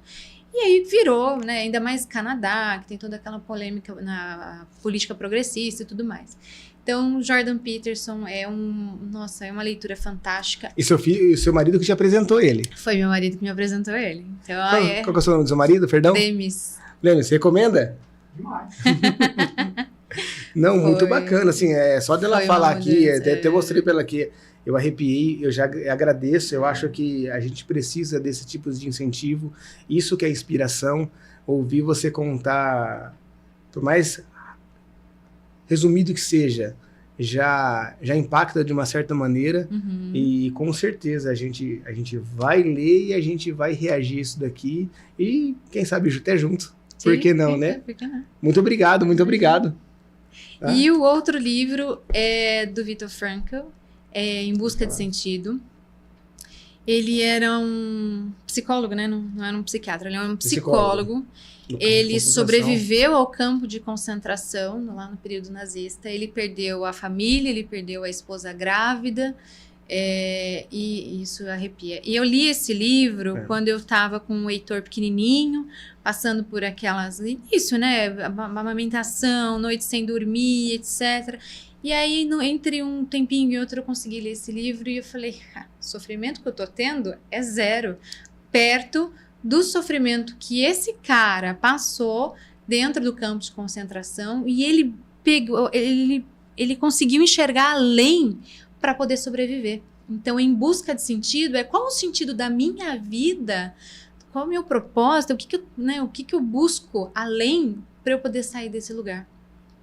E eu acho que, eu não lembro exatamente se ele foge no final, eu acho que não me recordo, ele sobrevive ao campo de concentração, mas esse nem é o ponto, porque o ponto é você enxergar, entender a trajetória dele e as coisas pelas quais ele passou ali, e você fala, poxa, graças a Deus a minha vida é muito boa. Então, assim, é tanto um chacoalhão pra gente quando começa a reclamar, quanto uma esperança na humanidade, sabe? De que existem pessoas que realmente buscam, que realmente são boas, etc. E aí, no final, ele mostra qual a técnica que ele usa, ele desenvolve uma técnica, não lembro o nome, logoterapia, alguma coisa assim, e E ele explica qual é a técnica para você poder aplicá-la. Eu não tenho outra palavra se você falar sensacional, né, gente? E assim, só de você falar essa história já... Eu gosto de assistir filme dessas épocas, porque eu acho que a gente aprende também, a gente aprende a dar valor. Tem alguns sentimentos que parece que pega na gente, depois que a gente tem filho, sim, as coisas... Eles afloram mais ainda. As coisas mudam, então... Eu vou te responder depois dele, porque e com esse é um livro que você lê rapidinho. Imagino, cara. É um livro muito bom. Sensacional, muito obrigado. De nada. Eu espero que tenha uma boa leitura e depois me conta. Com certeza. Natália, agora a gente, para finalizar, uma coisa que eu sempre gosto de falar. Para finalizar ali é se você tem alguma frase, algum mantra, alguma coisa que você também pode deixar para o pessoal que está acompanhando. Aquela frase para motivadora, alguma coisa que você leva com você. Ou se não, último recado ali para não, eu não tenho nada a dizer, assim. Eu acho que meu recado é esse. Eu sou uma pessoa bastante inexperiente, como eu te disse ainda, embora eu tenha essa trajetória, eu ainda me sinto, sabe, uma jovem em todo esse assunto.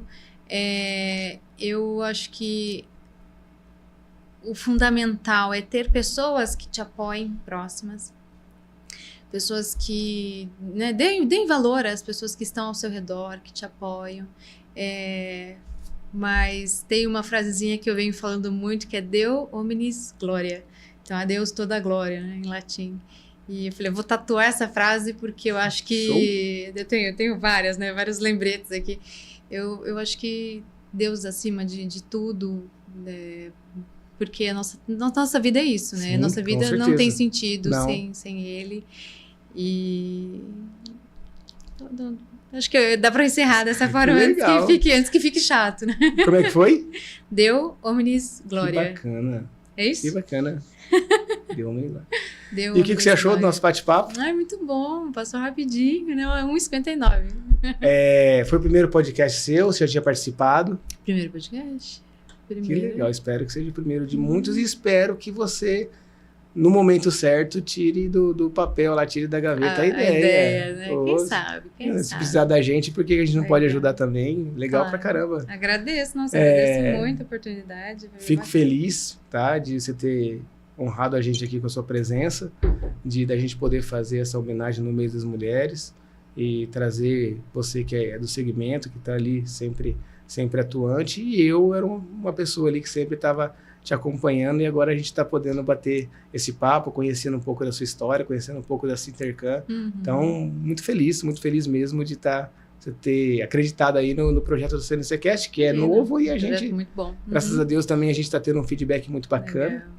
E agradeço muito a sua presença, de verdade, obrigado, espero que você tenha gostado, e espero que o pessoal aí gostem da sua história, se inspirem. Teve alguns momentos aqui de algumas frases que você falou que compactuam muito com o que você fala, e isso é muito legal, daí a gente acaba se inspirando mais ainda, continuar a fazer, saber que a gente também está no caminho certo. Sim, né? sim. Isso é muito bacana. Então, muito obrigado, agradeço muito. Né? Então é isso aí, pessoal. Né? Natália Passarella, da Sintercam, bate-papo sensacional, como ela disse, né? Rapidinho a gente vai conversando. Poderia colocar alguns assuntos que eu anotei aqui, que a gente vai conversando, e aí, que quando a gente... É uma gestão, é uma visão diferente, né? Conversar com você foi um pouco diferente das demais histórias. E isso que é legal, a gente poder trazer, assim, situações que a gente consegue ver o outro lado, né? E entender o outro lado e se inspirar com o outro lado. Isso que é o objetivo. Pessoal, aquela força, né, que a gente sempre pede lá, seguir, compartilhar as redes sociais aí do CNCcast, YouTube, o Spotify, né? Depois a gente tem o Instagram, que a gente depois vai colocar os cortes, a gente vai estar ali alimentando de algumas passagens dos programas aí. Então esse ano a gente vai explorar muito isso daí, então o apoio de vocês é muito interessante.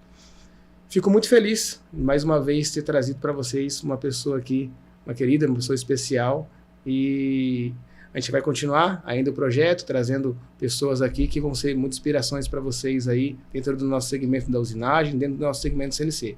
Natália, muito obrigado uma vez, agradeço muito, tá? Sua participação. E é isso, pessoal. CNCcast na área, Até o próximo episódio. Abraço.